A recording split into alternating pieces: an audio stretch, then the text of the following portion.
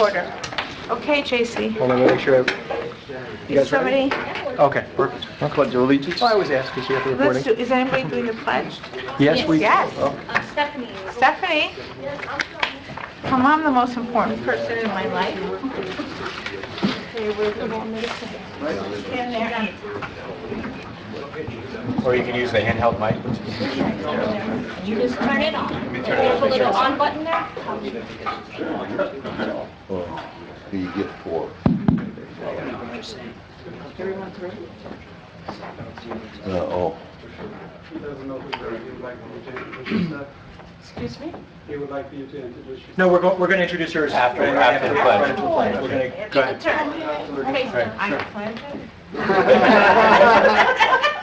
She's waiting for the cue card. I pledge allegiance to the flag of the United States of America and to the republic for which it stands, one nation, under God, indivisible, with liberty and justice for all. Okay, Steph, stand. Stay there. Stay there, Stephanie. Come on, John.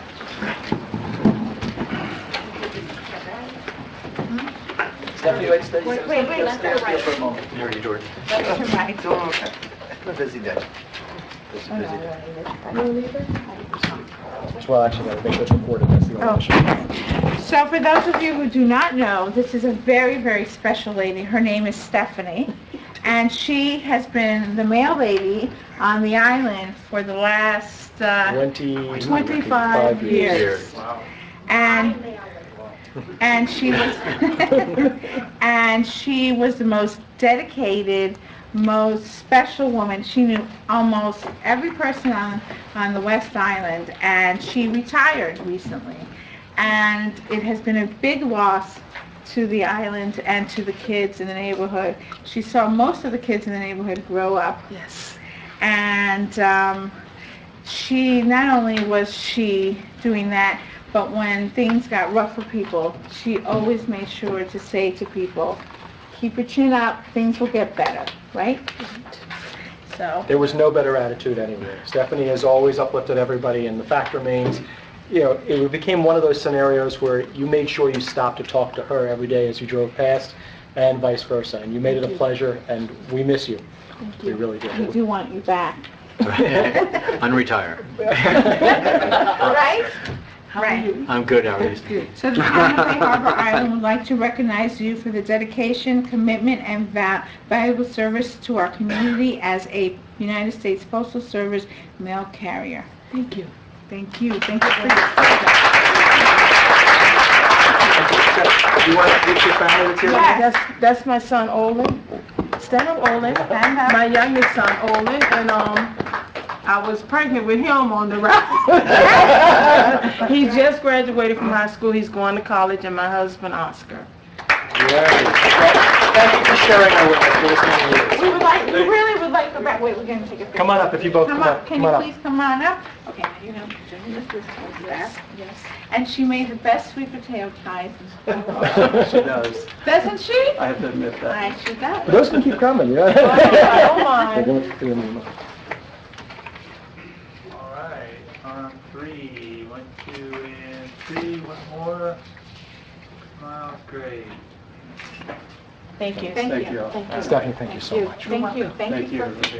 Oh, our pleasure. Well, I'm not going to go back, so I'm just going to stand here. Our next, very important, this week we had, it was the end of school, and at Miami Beach Senior High, we had an outstanding junior award, and it goes to Ian Krupkin. Who's that? Is that you? Great. Ian was born and raised in Bay Harbor Island. He is a trilingual. Wow. What are the languages you speak? Italian, English, and Spanish.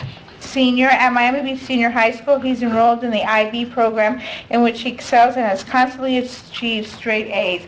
It is an extremely difficult program. Ian currently runs the Study Buddy Tutoring Program at Ruth K. Broad K-8 Center, where he assists academically struggling students. Next year, he'll be the president of the UNICEF Club at Miami Beach Senior High, where he raises funds to donate for UNICEF, where he helps with the conditioning in the third world countries. Is your parents here? Yes. I'm not. You must be extremely proud. So first of all, we have a check for you. Thank you. And we have Mom, I'm sure you want to come up. The council, would you like to take a picture with him? Since this is, something that we do.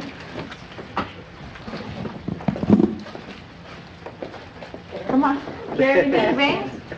His brother as well. Oh. Maybe something will run off on my children. Pass them here. I should be so lucky. Yeah.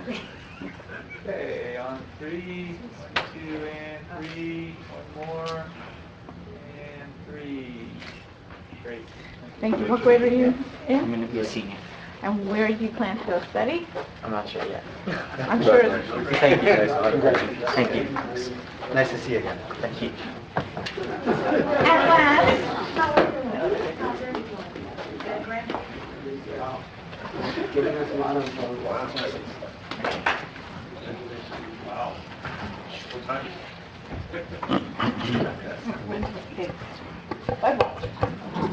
the Honorable Linda Zilber received recognition from the Miami-Dade County Citizens Independent Transportation Trust, otherwise known as the CITT, for help dedicating and service to the community. The CITT Trust helps promote the operation of the efficient, reliable, and financial sustainable transit system in Miami-Dade County. She helped oversee tax dollars for transit service such as cities, minibuses, and special transportation for the handicapped. Linda has been a devoted member of the CITT for 16 years and served as chair for 3 years.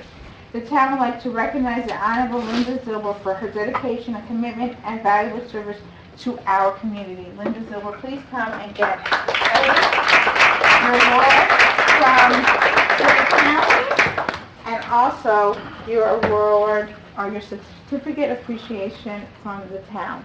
Council, if you'd like to come. Thank you. Yeah. Would you like to say something? Yes, I certainly will.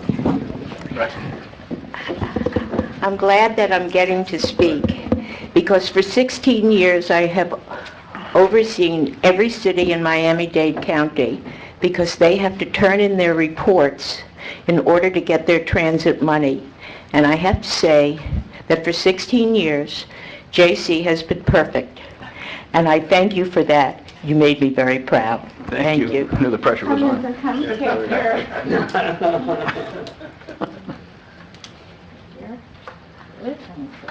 Here.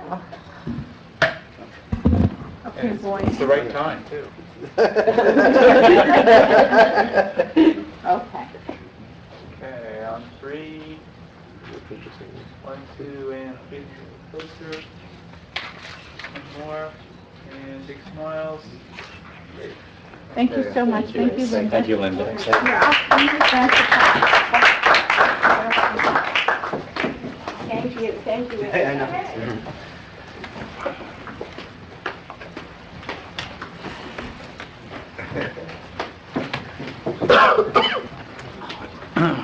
Mayor, the next item is request for withdrawals, deferments, and future agenda items. If I do I have may one. do the roll call? Oh, You mind? that's a very good point. Councilmember Yaffe. Here. Councilmember Chicoche is not in attendance. Councilmember Salver. Here. Councilmember Reed. Here. Councilmember Leonard. Here. Vice Mayor Fuller. Here. Mayor Bruder. Here. You have a The call. judge candidate ready? Before you do that, JC, we also have a judicial Have a candidate. guest. Absolutely. Well, I mean, Don't be mean to her, she may... I was just- Yes, Yeah. please, you can either pick up the mic or... Okay. Hello. Oh, you gotta turn it on, please. Thank you. Good evening.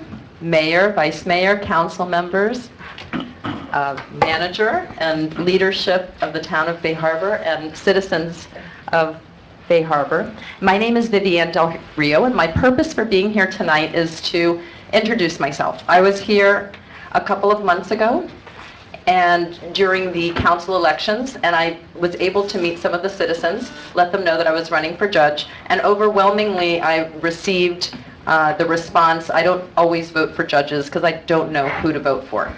And so my purpose here is to get my name out so that when my name appears on the ballot, I'm not just a phantom.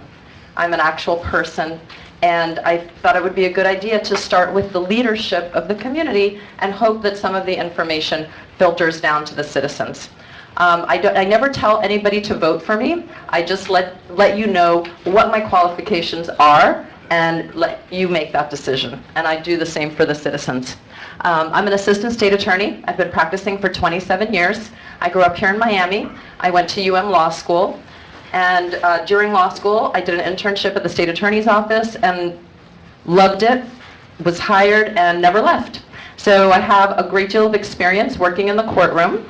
In addition to that, the last 6 years, I transitioned into an appellate practice that has really given me a greater understanding of the law, a more immersion into the law.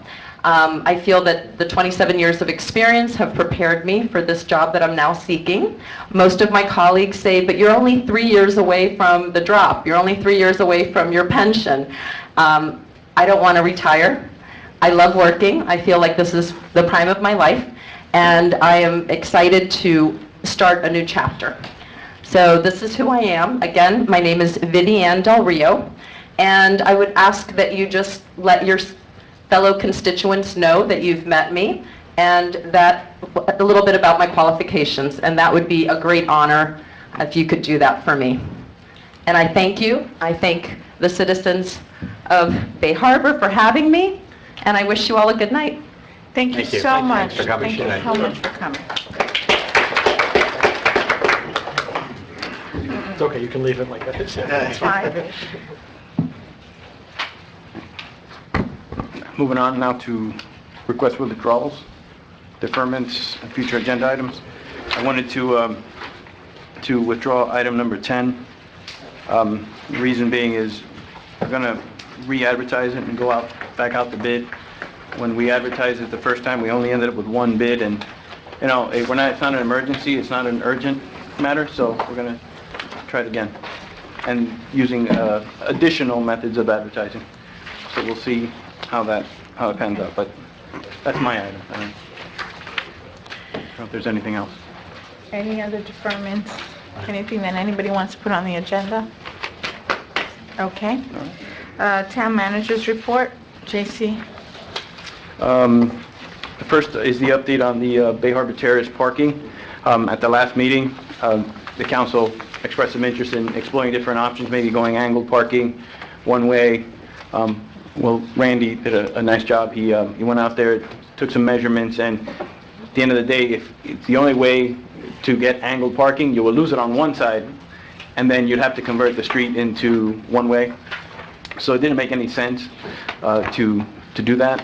So what I'm saying is, let's just keep it the way it is right now. Parallel parking. It seems like it's working. And then once construction starts dying down a little bit, and especially in that area, well, we can readdress it again. But right now, I think it's working really well, and I think it's not worth tinkering with it just yet. And the next one is the library hours. Councilman Leonard actually reached out to me, maybe about a month ago, asking me to reach out to see if the library would be interested or would be able to, modify their hours to be open later and on some days. There are some people that can't get to the library by 6 o'clock, and it's a very good point. And I spoke with the director, Ray Baker, the director of the library. He said that it's a good idea. So what they're doing is they wanted to maintain, the 40-hour work week. So what they wanted to do was take a look at some of the data from the branch, the days that are most used, and maybe make an adjustment there. Maybe on a couple of days of the week, open from maybe 12 to 8, something like that. So it's being kind of tossed around. But they want to get some of the data first and bring that back to us and continue working with us on that. Have we had a lot of complaints from people that are not happy with the hours? There's not a lot of complaints, but there are some people that, and I know Regine gets it a lot, they're like, oh man, I just missed them, they closed. So there are people that would be interested in going there maybe just a little bit later, but it's nothing unusual for the library. They have other branches that are open, those times. And then the last town manager item is the landscape improvement plan on Kane Concourse. I don't know if you noticed right around Dr. Whittle's office, the problem that we're having is the shrubs that are the Green Island ficus, the hedges, they're being strangled by the root balls of the royal palms. And so when you see some of the shrubs get kind of weedy and start dying outside of the parts where you can clearly see that people have walked through it, it's being strangled by the root ball. So what we took a test area where we did a root prune. We kind of just pruned all the roots all the way down. We cleared all the stuff that was already dying and not looking good, and we planted it with the same material, the Green Island ficus, but more mature. So it's much bigger. So we're trying that out. Also, we made modifications to the irrigation system in that area, where it's, instead of being an irrigation system that's just like traditional sprinkler, it's being watered through the roots underneath. It's a drip system. So we're trying that out, and future modifications may be coming, so you'll be hearing about this soon. Let me ask you something on the drip system that we're putting in.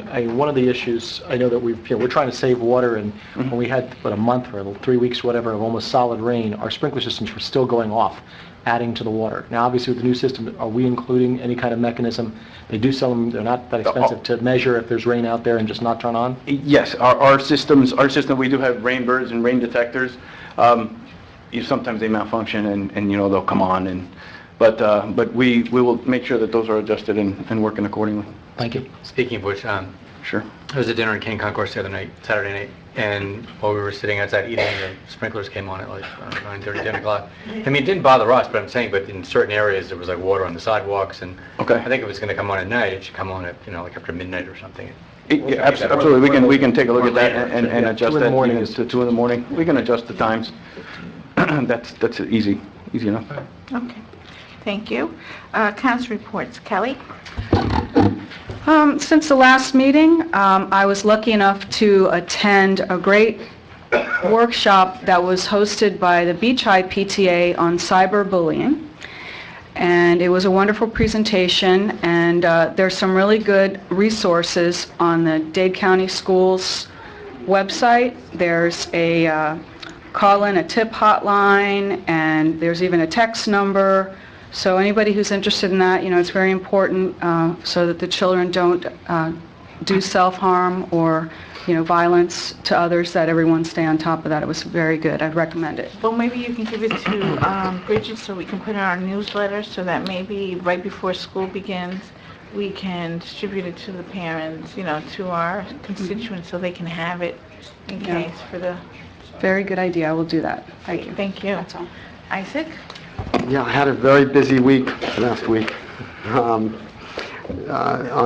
Thursday, I chaired the Florida Municipal Loan Council meeting, which was in Clearwater Beach, Florida. And then that evening, I got to attend the Miami-Dade County League of Cities meeting back in Miami, where Jordan, me, and Joe Geller and a couple of other legislators received the Home Rule Hero Award. This time in 3D, they actually gave us the certificates or whatever. And on Friday, I got to participate in the Florida League of Cities Board of Directors meeting, which is back in Clearwater Beach. And actually last week I got a letter from the president of the Florida League of Cities, Gil Ziffer, who appointed me as vice chair of the advocacy committee for the Florida League of Cities for the coming year. So a pretty busy week there. Thank you. Josh? First of all, I will say congratulations to all the kids that graduated their school year. That is by itself, it's always a feat.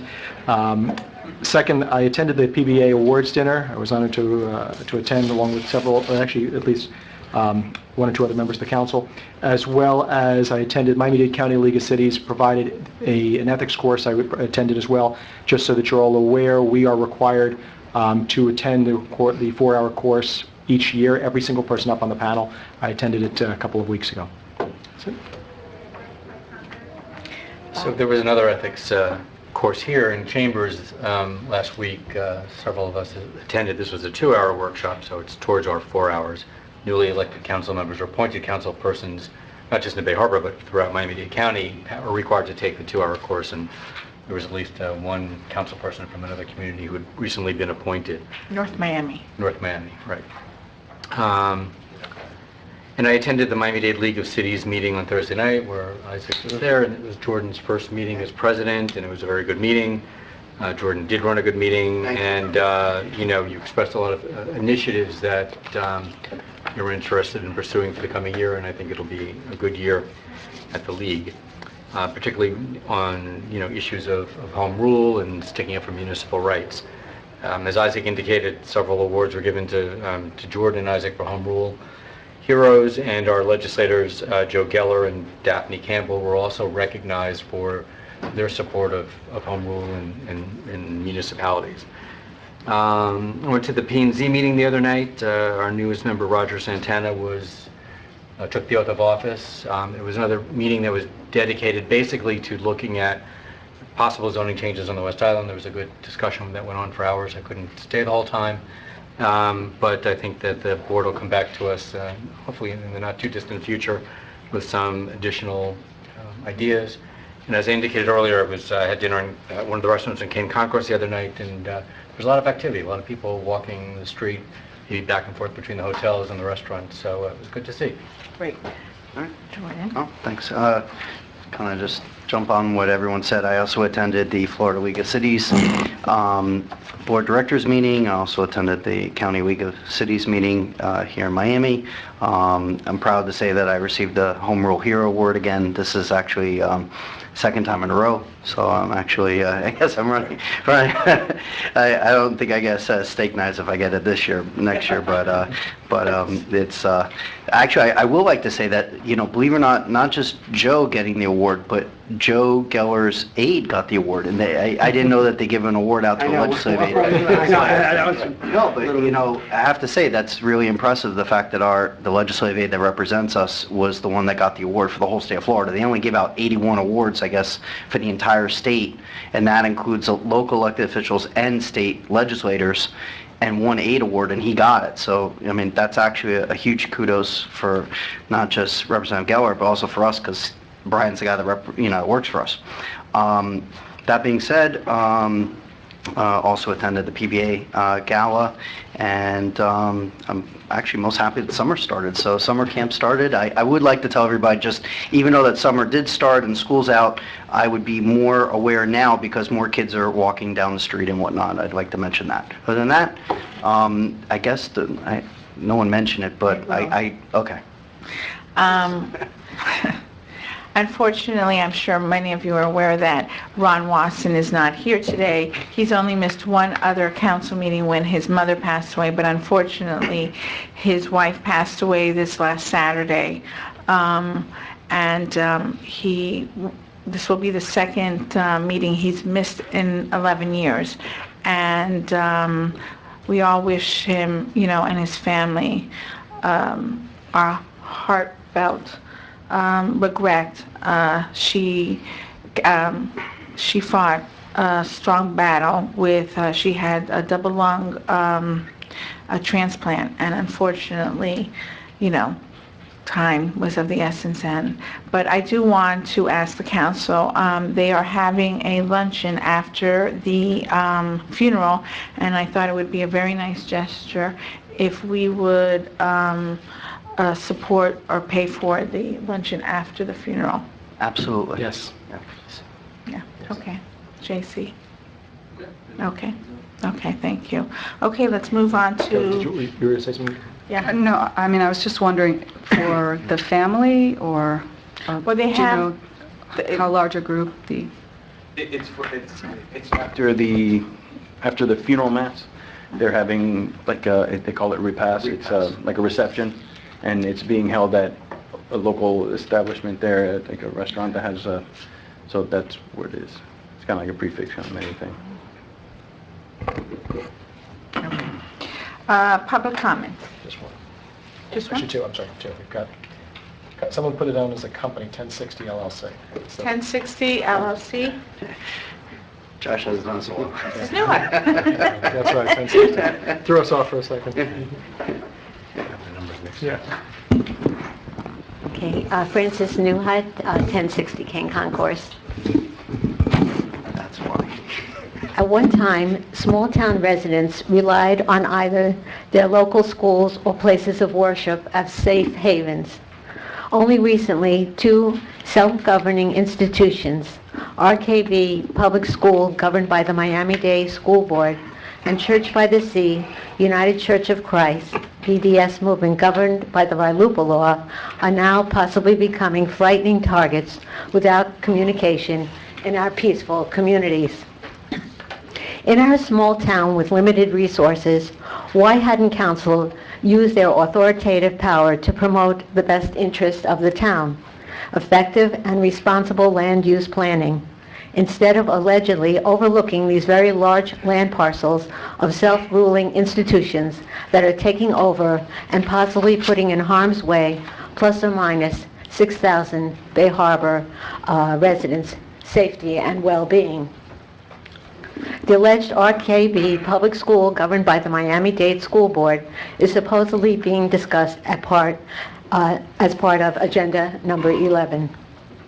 On the other hand, this particular plus or minus 85,000 square feet Church by the Sea, who took away our right of a public meeting, is governed in the business district by the RILUPA law and originally represented by an attorney who denied being a lobbyist on 11/14/2016, and able to speak and influence changing two ordinances and receiving a P&Z board site plan approval. Then on January 9, 2017, she had registered as a lobbyist. 1. Why was Church by the Sea allegedly treated better than most developers when they were actually eroding the town's tax base? 2. Approval and unaccountable on and off-street parking, overlooking ancillary usages without required parking. 3.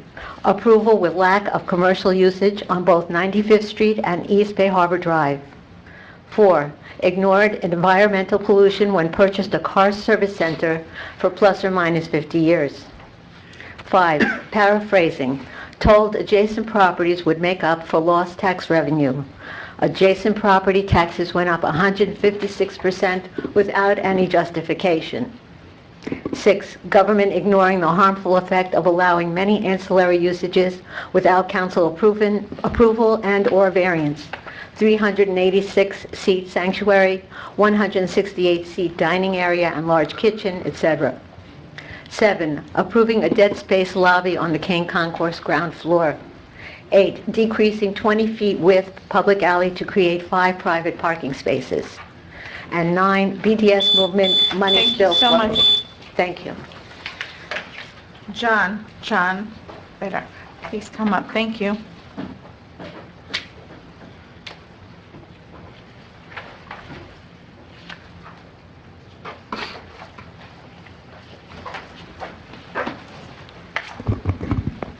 Okay, John Vetter, 10350 West Bay Harbor Drive, Bay Harbor Islands, Florida, 33154. Hurricane season is upon us. Last year when Irma skirted around us, 4 cranes went down in Miami. What are we planning to do about cranes in Bay Harbor Islands during hurricane season? Hopefully they take them down, otherwise consequences. I'd like to see more supervision in some areas of the town governments, like in the building department. You've heard for buildings on this island, the planning and zoning board doesn't look at them as closely as they do the other island. And some of them, as built and used in practice, don't pass the red face test. If you look at the Grand Beach Hotel as an example, they have a 7-foot delivery access, but the linen delivery trucks are huge. They fill up the whole driveway and extend out into the street. And I saw a pickup truck trying to get out, but it wasn't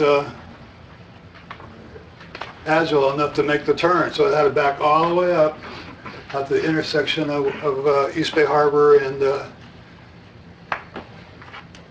King Concourse. I have pictures of all that. And similarly, you go down and look at O Residences, it's got 6'6" entry, same kind of problems. Sereno, same kind of problems. So I'd like somebody to take a look at these buildings before they get to the PZB with a harder eye. I'd also like, I've heard we've been in the business of giving out interest-free loans, so I'd like to hear about more on that and how we plan to collect the money owed the taxpayers from past interest. Let's see. You can hand out pictures. I love to have pictures. And you can look on that at your leisure.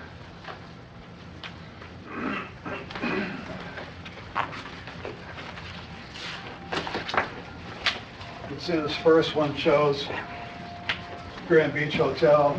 Thank you. A linen truck being delivered for a 7-foot Thank you. excess. Thank you very much. And the next one shows the pickup truck backing up into the street. Thank you. That one really bugged me because you got to know how big what kind of delivery truck should be expected there. I see my time is up, so I'll pass it on to the next person. Can we get a clarification on this loading zone and the truck issue? I have a question. Sure. Yeah, absolutely.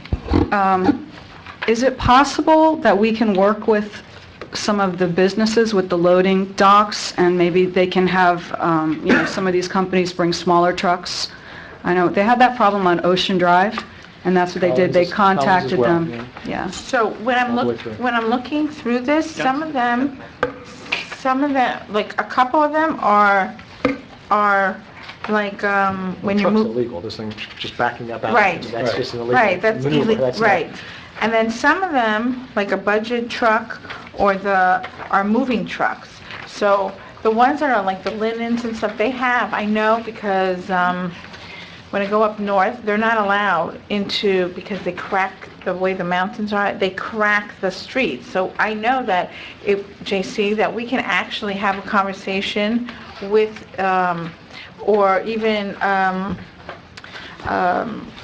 code enforcement, as they see them coming through, they can have a conversation with, write down which ones, and they can have a conversation with the actual buildings and say to them that we need smaller trucks because they're actually parking, illegally on the streets. Anything's possible. We can reach out to them. So maybe we need to have a conversation with first of all, with code enforcement that drives around and can actually see them, and B, have a nice conversation, I'm sure, with the companies that are coming in. I'm sure Grand Beach would be happy to tell their linen companies they have smaller trucks, to come in with smaller trucks. And it's also a safety issue. But with the moving trucks, it's just more of ticketing them, that's all it is. 'Cause We can utilities are speak different with the Grand Beach and the other hotel. Well, it's not just, right, whatever you. We can reach out. We can Well, just to be a little more keenly aware of it, especially, the two new fine. hotels, it's kind of a new thing. Right. We're not used to that. And I do notice a lot of pausing in the green paths, not just there, Right. but all around at the different condos. And I think we talked about maybe some icon being there at some point, and maybe when that's there, that'll be a little more apparent to people what that's for. Yeah, I think we have to put like little things, no parking. They were talking about the chevrons or the little bicycle or the pedestrian or whatever it is. Clear that it's And also not if for parking. it'll make it easier for the parking enforcement or for the ticketing, because maybe just being green right now might not be, you might not be able to ticket. I would recommend putting it You gotta come up because we can't hear you. It's okay. We'll look into it and Okay. add anything we need to. All right, so you'll let us know. Okay. Thank you so much. Okay. That's consent agenda. Anybody need to pull anything? If not, I'll move it. Yeah, I'd like to pull I'll move one, it. please. Pull one. Number one? number one? Yeah. I'll move 2 and 3. All right, you move 2 and 3. Second. All those in favor? Aye. Okay. Okay. Yeah, JC, can you just briefly go over in regards to number one, because 180 days, it's already been a half a year, so I know Gary has been working on it, but if you could just... Our special counsel on this matter, Gary Resnick. He requested this extension. He's working on it. Several other municipalities are working on it, and he's one of the better ones in the industry. No, he's great. So he requested this extension. But you don't think it's going to take another half year? I do not expect it to take another 6 months. All right. John, would you like to speak on the item? Mayor Leonard asked my question. Okay, thank you. Moving on to number 4. Awesome. Are you going to discuss? Just say what? Except it's on number 1. No, we have to vote on number 1. We have to vote, sorry. Okay, Francis Newhut.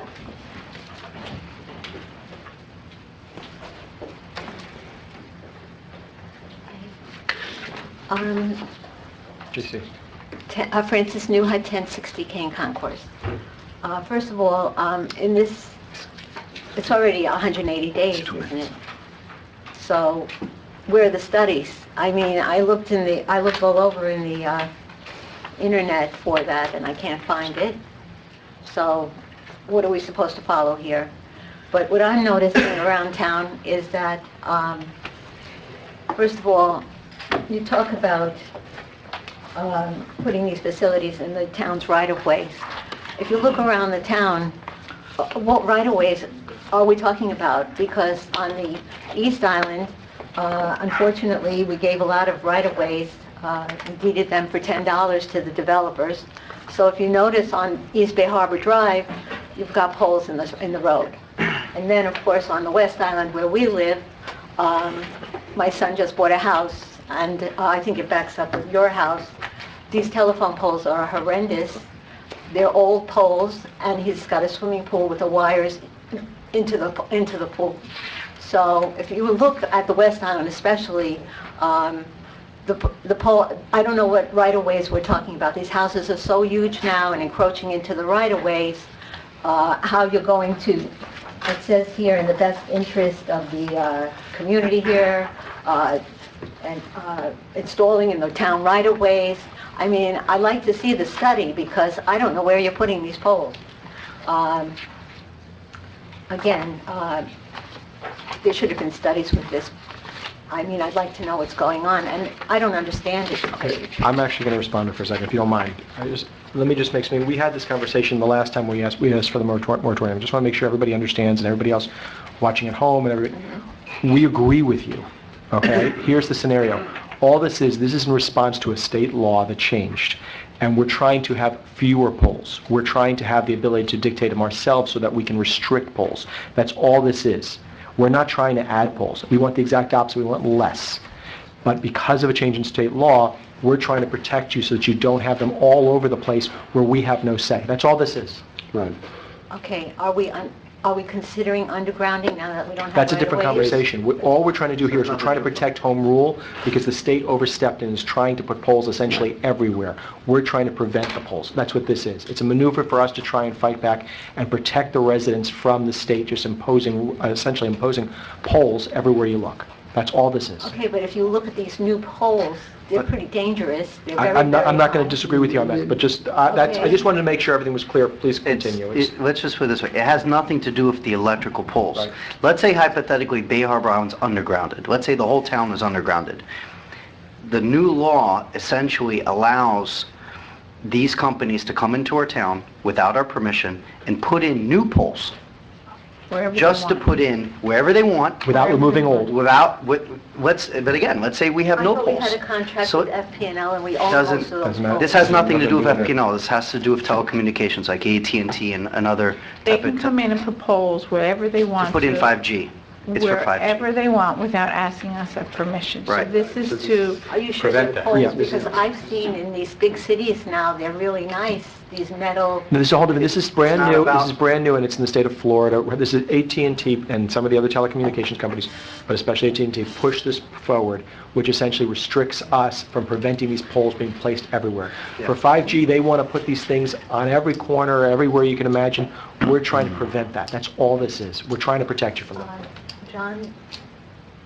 We're not, this is not a conversation along. No, but he could speak. If he because wants to, very- he's free to put his we can number, sign he's up. he's free to It's do not a so, but conversation back it's not a then. conversation. I'm sorry to interrupt if you want your... Okay, thank you. All right. Okay. I'll move it. A second? Second. Okay, all those in favor? Aye. Okay, thank you. Okay, number 4. Consideration and approval of an ordinance on first reading amending the town code to provide enhanced outdoor lighting requirements. Mike Miller is here to present. An ordinance of the Town Council of the Town of Bay Harbor Island, Florida, amending Chapter 10 of the Town's Code of Ordinances entitled Housing and modifying Sections 10-1 and 10-2, amending Chapter 23 entitled Zoning and Planning by modifying Sections 23-19 by providing enhanced outdoor lighting requirements, providing for severability, providing for codification, and providing for an effective date. Good evening. How are Good you? evening. Michael Miller for the record. Well, we need to move it for discussion first. You need to move it. I'll move it. Second. Okay. Briefly, this is an item we've been working on since the beginning of the year. You currently have an ordinance on the books for exterior lighting. It's very dated. It was from the 1969, actually. We were requested to embark upon a rewrite of that. We did considerable research of other communities. We've drafted regulations, took it to the Planning and Zoning Board. You've looked at it several times. We've cleaned it up now to everyone's hopeful satisfaction. So the summary is, I think we're ready to go. This would establish a new set of regulations on your books for exterior lighting. I just want to say thank you. I appreciate it. You and I had a conversation on everything and incorporated the things in there. It's been cleaned up nicely. Thank you. Okay, stop. 1 sec.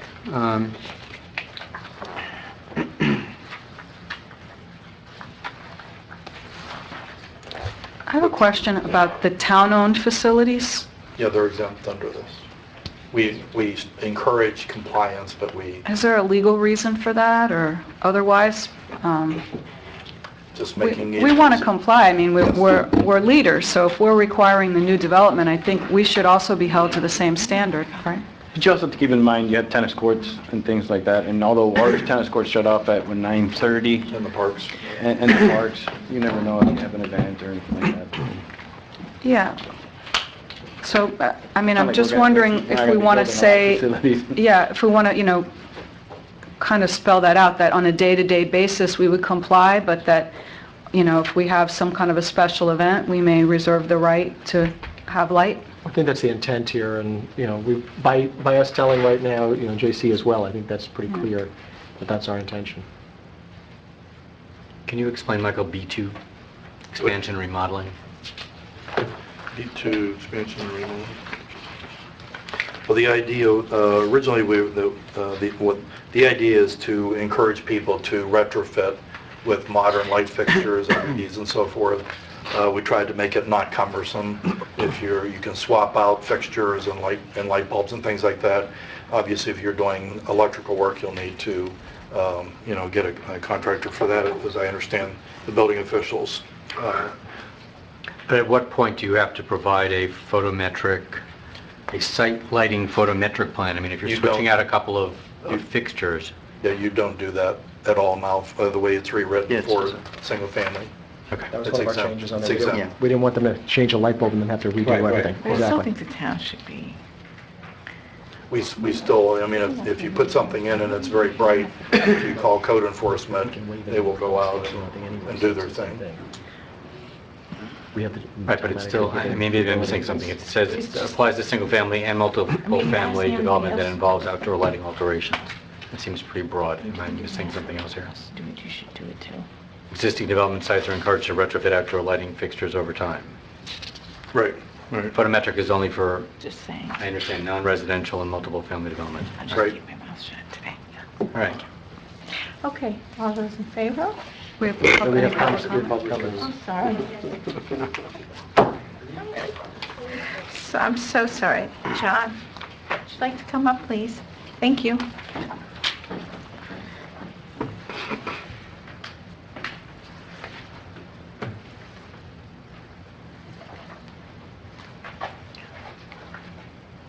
Yeah, I need your address. Oh, John Vetter, 10350 West Bay Harbor Drive, Bay Harbor Islands, Florida 33154. 1, 2, 3, fourth paragraph. The town recently became aware. I've been arguing this for a long time. At the time this draft was first drafted, it may have been recent, but it's been a while.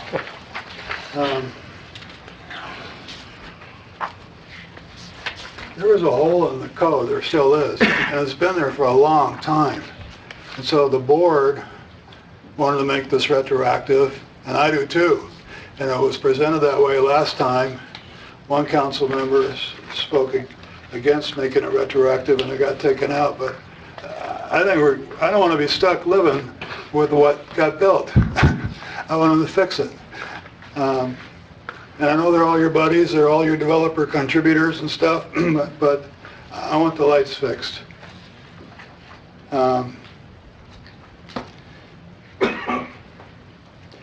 There's some notes in the preamble about lobbies, that lobbies or interior lights are hard to figure out or enforce or whatever. The other one I've had a problem with is Sereno.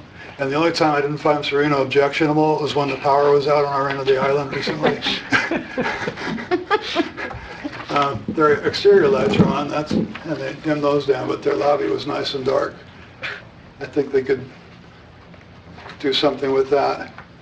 I'd like to note that compliance with this new ordinance would be necessary, but not sufficient for approval. The board would still have to find that it's in harmony with existing and proposed structures, although I've never heard them make such a finding. And that's it. Thank you. Thank you. I have a question about enforcement. Okay. Because sometimes when we talk about these things and we don't want to change the code, but the answer is, well, if it goes wrong, if we get a complaint, then we can handle it through code enforcement. Like, for example, if somebody's light is spilling into your window, you can have it redirected. Or there's a section in here that talks about the motion sensor lights, that it's okay if they spill over because it's just a temporary thing, but if they should malfunction, or if there's a lot of traffic and they could end up being like a strobe light. So are we able to enforce those kind of things, or what enables us to write the code violation if necessary? I do believe, and like you can address, but obviously, I think we'll be able to enforce it. Light is, it's not like sound where you have a meter, light. And it'll be at night, so you're not likely to have a code enforcement officer. So we'll have to train the police department, like with the noise. Yeah, that's worthless. But Yeah, because I mean, So, I would, lighting is one of those things that's they just don't. too strong to some people, okay to some people, and not enough for others. It's just like noise. It's one of those things we deal with. This model ordinance is based on what most of your neighboring cities use. So just, that doesn't make it perfect, but it addresses, it's much better than your 1969 ordinance. It addresses almost all situations. You do have real life situations where a light is malfunctioning. You can go talk to your neighbor. We do have code enforcement. We have light meters. They go out and they measure the light meter, just like he's doing with the noise right now for generators and other things. but the question is, for the people who live here, is that we have these new buildings whose light structures are so intrusive into other people's buildings that this new code is moving forward. For those who are affected now, what do we do for them is the question. What is in this code, what is in here for them? It has the foot candle reading. It has much stricter foot candle readings than what's on the books. Right now it's 15. This is 1. Let me just say something here. I understand what you're saying. Here's the thing. Lights go on and off. So technically grandfathering, the moment they turn the light off and they turn it back on, they're now violating it a new time.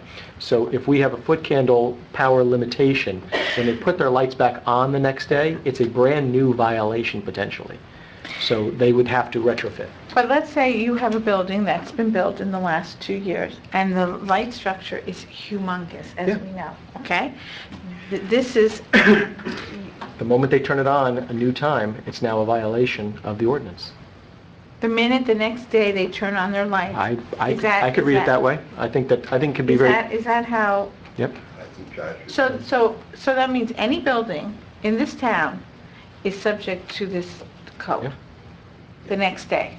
Yep. Yep. And as far as physically enforcing that, who will be doing that? Because this will be after dark. Well, the way, Physically visiting the site, right? No, I know, I just said the term physically enforcing it. Sounds like we're sending a couple guys. obviously, there's two ways. Obviously, you get the complaints, or you get notified by a neighbor or somebody that it's intruding into their window. You also have, obviously, enforcement by observation. You notice something.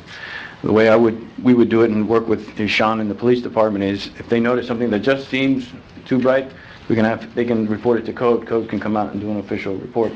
They don't want to get, involved too much in. So we do have a way that they will come out at night? Yeah, well, they would come out at night. They would. Well, we're gonna have They to would. have With your binoculars? Yeah, no, We're yeah, gonna that have to might, have to that something out once a month. extent, that's probably something, what we might want to do then is have at least code enforcement at one point, maybe once a month or once Come every few out. weeks, change hours and go around in the evening as well, just to look and enforce as well. A lot of cities do that. Yeah, just, They go a weekend occasionally, a night occasionally. Well, you just, Right, that's once fine. a month, somebody go out and just switch Okay. their hours, that's not to be until till they can midnight. physically enforce it. But otherwise, this is, okay. Right. Management by walking around, yeah. Mhm. Okay, John Corral. Thank you. Good evening, everyone. John Crowe, 9660 West Bay Harbor Drive.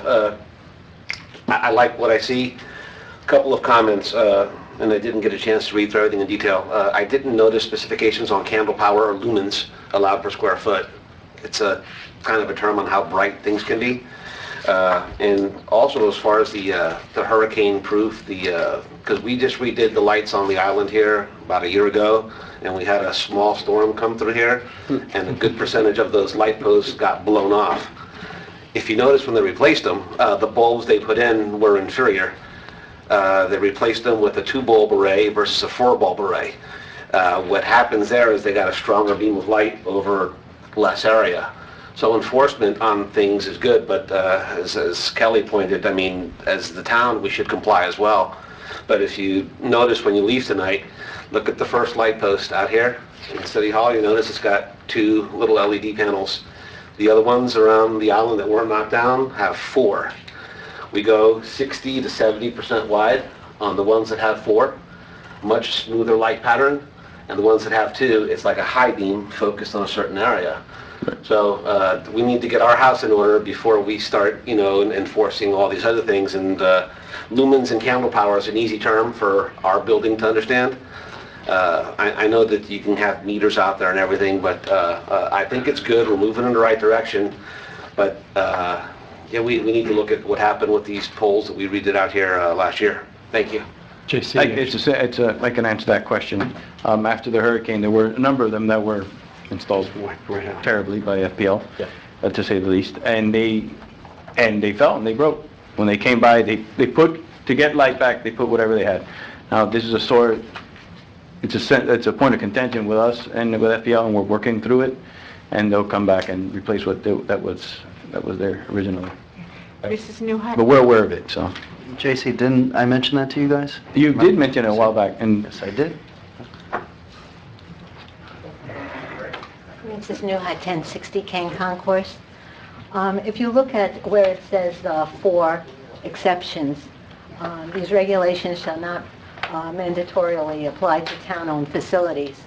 Well, this is not, in other words, the town should be held accountable for lights they don't put in. We have parking lots with no lights. We have a new parking lot going up on 95th Street. They're fixing it now. There's nothing on the program to put lights. We've had homeless people living there. There's safety issues here. We've had trucks in there. Just people in there that you can't see because it's dark. And I'm sure it's happening throughout the island on these municipal parking lots. So, yes, the town is exception to lights that are that are existing, but we need lights on these municipal parking lots, and you should be held accountable. And the other thing is about the pollution onto our waters. there was one light that was approved going right into on the bridge, no less, a very large light. It's a light, a signage, right into the water. And here these people on Surfside are talking about turtles and lights and this and that. Well, we have manatees and other forms of living things in the water that should not be direct light onto the waters. And I don't know why Durham has not said anything to you about this. And we're approving these signs that are going into the waters. Thank you. Thank you. Just for the record, I do want you to know that that parking lot that we're going to be resurfacing on 95th Street, which she's referring to, we are putting in solar-powered lights in there, so. Thank you.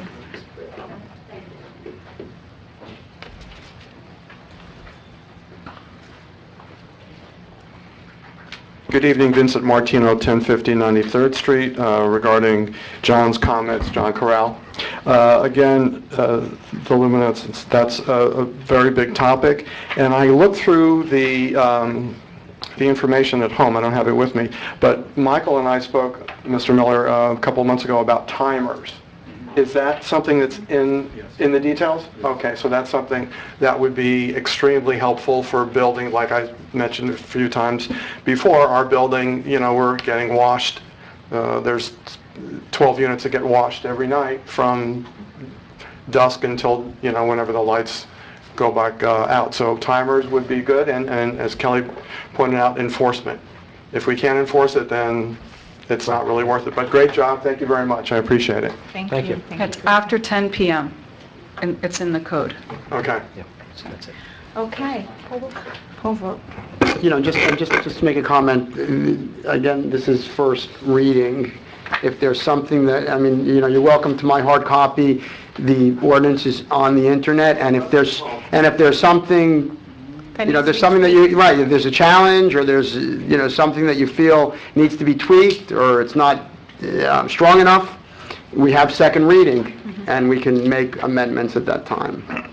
Yeah, I'm just wondering if, I'm not a lawyer, if we could just wordsmith that exception for the town so that we still have it in essence, because I'm just thinking, you know, this could be around for 10 or 20 years. So although, you know, we have good staff that understands it now and was here when it was implemented, maybe there's a better way to say it, because it even says voluntary compliance with light spillage standards is encouraged. So it's kind of like we're only agreeing to accept the standards on light spillage, not the lumens and all the other powers and stuff. So perhaps that can just be tweaked a little bit.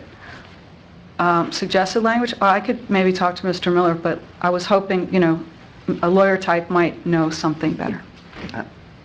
Well, you can certainly tweak it. It's only first reading. Yeah, that's... Michael, we could absolutely get with you. Sure. Okay. I think just so that it implies, you know, that, of course, we, you know, have the right for any special events, or, you know, it's for something, or even emergencies. You know, we might have a crime scene or something and we need a big light. Oh, that's, yeah. But that we do... Let's hope not. Yeah. Let's call the question. Okay. Councilmember Yaffe? 4. Councilmember Salver? 4. Councilmember Reed? 4. Councilmember Leonard? 4. Vice Mayor Fuller? 4. Mayor Bruder? 4. It's unanimous. Thank you. Okay, number 5. Approval of an ordinance on first reading. Sorry. Approval of an ordinance on first reading requested by Councilmember Yaffe, amending Section 5-23.01, providing for staggered terms for the members of the Planning and Zoning Board. An ordinance of the Town Council of the Town of Bay Harbor Islands, Florida, amending Chapter 5 of the town's adopted Code of Ordinances entitled Buildings and Construction by amending Section 5-23.01 to provide for staggered planning and zoning board, providing for severability, providing for a codification, and providing for an effective date. I'll move it. I'll second it. Okay. So I asked for this to be on the agenda and for the amendment because, you know, we just recently, in last month, reappointed the entire board, or reappointed all 7 seats. And, you know, on this occasion, we only have 1 new member, but, you know, the Planning and Zoning Board has been working for a number of months at our direction on certain matters, and, it might be difficult in a circumstance if, we had 7 new members or 6 new members or something like that when they've been working on something, having to start all over. And we 7 don't all get elected at the same time, so I thought it would be a better for the Planning and Zoning Board, for the council, and for the town if we had staggered terms. So this particular draft of the ordinance, which seems reasonable, provides that in 2020, the staggered terms will start. For that first year, 4 members, I think it is, will be appointed for a 3-year term, and the other members for a 2-year term, and then every 2 years thereafter, or a year thereafter, actually. They I will think be it's a good appointed. idea. Let me ask you if I could just, would you be willing to change it so that as far as, I'm sorry. But I was just going to say, instead of us appoint randomly, Yeah, selecting, okay. that's the only Right. wording issue. In other words, I have no problem with the clerk pulling out of a hat or something. for the Right, first I one. think it should, right, I agree. I think, first of all, Bob, this is brilliant. I 100% agree with it. It's just the method in which we Exactly. choose. I I think think we should like draw straws or draw names and let's spell it out so it's not random, it's like Right, random. that's fine, right. I mean, as you said... Well, it can be random, but it has to be not randomly selected like by us. The other, I was, As we drafted it, the whole thought was that the town council selects the persons, and then once the 7 were selected, they'd go in a hat, and whomever would, the town clerk or whoever would pull it out. That's fine, then. So then just say, town clerk shall pull out of a hat. I mean, there are things are actually... I was also... That's the word random, and that's the whole purpose. Well, maybe just to clarify that, then, or make it... Yeah. I understand what you're saying, but if there's any doubt 2 years from now, what that means, that's all. Yeah, the other thing is that 3 years and 2 years, I would prefer 2 and 1. I mean, I don't see any reason why 2 and 1 wouldn't be better. I mean, 3 years for planning and zoning appointment seems like a long time. Yeah, well, I mean, you're getting the same effect. Why not just have, a certain number would be 2 years and a certain number would be 1 year, and, have 4 on for 2 years and 3 for 1 year and call it a day. But I don't feel comfortable appointing someone for a 3-year term for planning and zoning. I mean, what if it's someone brand new and it doesn't work out? It's a 2-year term. Everything, it's just No, the first you- time. No, you would... There's a 3-year Three, term. oh, sorry. Yeah, I just don't feel... I would... 2020, but after I would that, ask that we would just... Have an issue with 2 and 1, it doesn't... Yeah. The only reason I did it for 3 years, otherwise you're penalizing someone. So Right. someone puts their name in the hat, and that 1 year you're essentially, instead of giving them their due 2-year term, you're essentially penalizing them, giving them a 1-year term. You're But telling, it's up to you. you're telling the guy that got appointed that served 6 months and then had to get reelected after a year? I think 2 and 1 would be fine, so...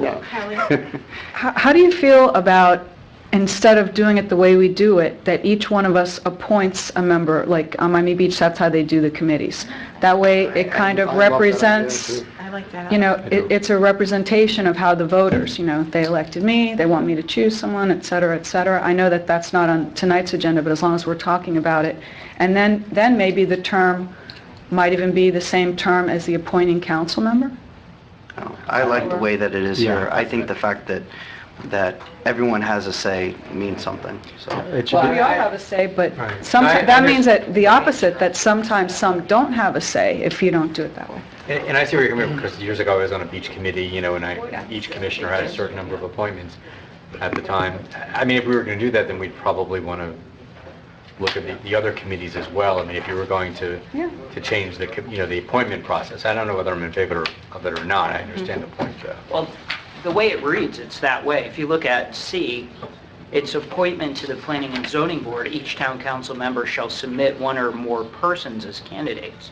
So you all have the ability to appoint 1 or more persons. Well, we haven't been doing that. I Even know. the But ordinance also- says that, so... Yeah, well, that was... Well, but Frank, also when it says whether we can each appoint 1 or more, that also would imply incorrectly that one of us could actually appoint the entire board. So the intent is here is we're making the application for the person we can appoint, and then they still have to be elected in. Correct. So that being said, I understand where you're going with it, and I see the merit to it. I just don't like it for one reason, and is that we're a little bit unusual in the sense that we represent the entire town, each of us. We don't have individual districts. And the less political it can become for planning and zoning, the better in my mind. I'd rather have it so that we as a consensus put in the people that we think best serve the town as a general whole, rather than essentially creating smaller committees of appointments. Okay.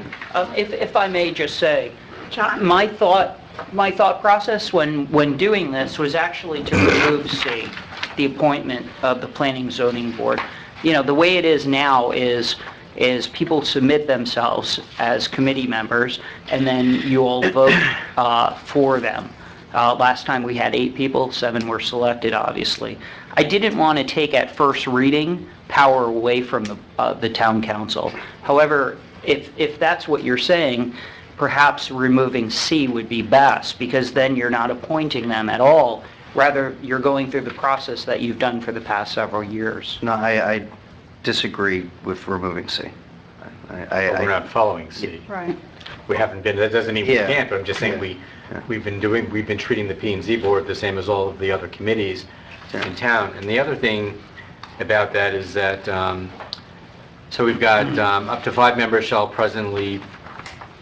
be presently employed full-time or employed full-time in the field of engineering, architecture, land use, and zoning law, city planning, construction, or any other field which substantially relates to the planning and development of real estate. The professional members are not required to be residents, and 2 remaining members do not have to be within those categories of professions. So how do we sort of make that jive? You know, we're, Right. no, I mean, 3 of us come and appoint somebody, want to appoint somebody who's not gets the within one of wild those card? categories, and then it becomes problematic. We don't have the appropriate appointees. And by the way, A came from Miami Beach, actually. Because I actually wrote that part, and that actually came from the city of Miami Beach. Well, while you all ponder that, let's hear from... I mean, as far as C, the part if we're going to change C, the part that I would recommend that we keep was that it must be approved by at least 5 town council members. And I would take out the or more. Yeah. In other words, 1 or more creates a Yeah, I understand where you're confusion. coming from. Yeah. Well, can we hear from John? Public comment.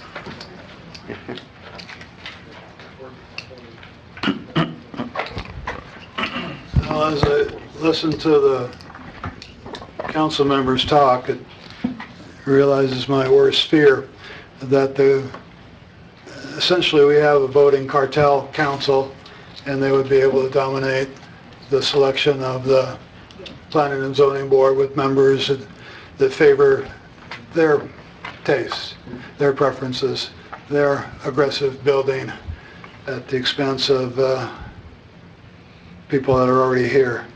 So for that reason, I'm against staggered voting. I'm against staggered council member voting. I'm against for our April 10th election date. All kinds of things to guarantee you guys remain in power. Thank you. Call the question. Call the question. I think somebody else this is new. Are you trying to put in for this one? Come up. Ms. Newhart, in the future, please try to do that for the... Okay, I didn't know that you were changing the language in this. Okay, let's go. As I recall, at this last thinking of the Planning and Zoning Board, we did have difficulty. The people who applied, there wasn't one on there who was an architect. And I agree with this gentleman here that it's becoming controlling. We should have a definite amount. Well, we have several, we have several architects. That's who correct, reapplied, but the right? last time we had people applying, licensed architects, there weren't any. Only the existing ones that were already sitting as planning and zoning. No new ones. No new ones. And I still feel that the majority, or it was a code at one time that we needed a certain amount of architects to be on this committee. If it were up to some of these council members, they'd pick their best friends and put them on. We need licensed architects who know what they're doing. And I go to every single one of these meetings, and you really have to know, as an architect, some of this stuff that the others do not. Maybe once in a while you have the chairperson since he's been there for a while, knowing what's going on. But you get these new people up there, it's a joke. Because, it's like, hey, I'm friends, that's why I'm here. So I agree with this person who just spoke, and I think you should be very careful on at least putting into that, if you're going to get rid of people, to have a minimum of 4 architects out of the 7 on this committee. Thank you. Thank you. I have a suggestion to address that, because really, either way, whether we direct appoint one or whether we vote like we do, neither way assures that we're going to get that amount of architects. Right. How about this? How about if we have a 2-tier application? So if you're one of the 5 professionals, you apply to be in the pool of 5. And if you're the at-large, citizen member, then you apply for these 2 seats, and we have 2 separate votes, so that we always have the professionals in one pool and the at-large citizens, if you will, in the other. But then what do we do if we don't get enough applicants? In other words, if you have the 5, as far as that are Then we won't be in compliance. If we don't get enough architects, and it doesn't matter, this is the best way to ensure that we actually get those people on the board. Because I'll tell you what, I looked at all of our voting records, and there's someone here very experienced who voted for all the new people, not one architect. I was kind of surprised, but it could happen. So it could easily happen. Then what do? We have to go back to the drawing board because we didn't accomplish getting the professionals on board? And we'll know in advance. The code says up to 5 of the members shall be presently employed full-time, and it gives it a whole broad spectrum of jobs. Right. Engineering, architecture, land use, zoning law, city planning, construction, or any other field which substantially relates to planning. See, we had that in this last pool, but we also could have easily toppled it and not gotten the 5 if 3 of the at-large, lay people had been chosen. It could have happened. So the question is whether you want to change the language from up to 5 to some other number, 4 or 5, so that you have to have 5 within those professional categories. Well, we have to examine the effectiveness of our planning and zoning board. Are we satisfied with what these guys are doing? I mean, I know that we are having kind of a reset on our regulations, but the individuals that are running the planning and zoning board, we just put them in, so well, but most of them are there. Taking up with the conversation. All but one were reappointed, but when you go to those meetings, and you guys go a lot too, they always look to the architects. They do sort of look to their colleagues who are their professionals. Yeah, so they ask the question. So if we didn't have at least 4 or 5, but I think that having the 2 separate votes is the easiest way. Kelly, I might actually support that if there's one additional change, though, is that, I think about that, but I don't like the language that we have in there now that says that they must be actively practicing, because if we get an applicant who has recently retired, who is well-versed and understands what they're doing as an architect, I don't want to exclude them.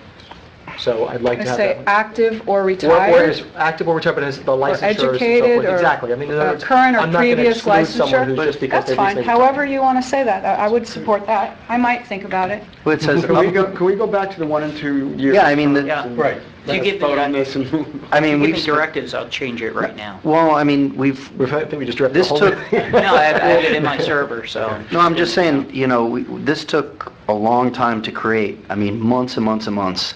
And within a 5-minute conversation, you're talking about revisiting something that literally took months to create, and research and time and testimony.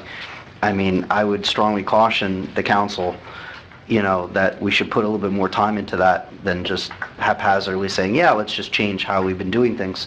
I mean, for crying out loud, we just appointed 7 people. 6 of them are the same people, and almost everyone voted for them. So what's wrong with what we have? Because if something was wrong, then you shouldn't have voted for who you got, because almost everybody voted for who got appointed, because you have to pick 5. It's a minimum 5 vote. So I don't see a problem here, unless if you don't like the people on the board. It's not a question. I'm just going to because I mean, my interest is in the staggered terms, because as Kelly was saying, I mean, some of the votes, I didn't go back and look at the votes, but I mean, it is possible that you could have had 5 or 6 new members, which is fine if that's what the council wanted, but All lay people. I think that sort of defeats the progress that we've been making with the discussions that the Planning and Zoning Board has had. So that's why I'd like to see staggered terms, even if tonight we can't agree on some of those other discussions. And frankly, whether we pass this or not tonight, I mean, this doesn't go into effect until 2020. Right. So, I mean, it's not, if somebody wants to put it off or... No, why don't we hit this right Can we now? go back, fine with right, that. can we go back Let's to do the that. 1 and 2 year? Because Okay. I think we have a consensus. on Yes, that. I think Okay, that's fine. Yes. So, So let's put it on second reading? Well, let's be clear, let's be clear let's what we clear have what here. we're yeah. doing here. Right. So we're going to keep it as written, except that we're going to have Well, yeah, so just... 1 and 2 year terms instead of 2 and 3 year terms. Yeah, just so where do those words go in? Like where it says 3-year term, we're going to put 2-year term in B. section B there? In section, right. But are we doing it starting 2020, or as 2020. Frank, as Yeah, Frank yeah. says, instead of penalizing somebody? No, it'd be the same thing. Yeah. Okay, so we're going to do a 1-year term or a 3-year term? 1 year. 1 and 2 2. year. Well, the others will be Yeah, 2, obviously. And Yeah, just tighten the language as far as how we're selecting them. In C. And so we're clear that we're going to do just like we always No, do and and indeed, select it the was- 7, and then from the 7, throw the names in a hat and Yes. choose the Right, ones. what I'm saying is, Right. clarify in B, how Yeah. those 1 and 2 are, Yeah. I'm sorry. Would you be open to looking at these other sections at the next Yeah, meeting? We've got time, this is something where, Yeah. Bob's right, we have Because it's plenty of coming time. back. Yeah, put at the very end, it might have to come back 2 or 3 times, that's okay. If we don't get to it, Yeah. no problem. Hello. I'll put it at the end of the agenda. Okay, So we need So where we have to we need to vote on this. so we have Yeah. to vote. Let's go. You need a poll vote. Poll vote.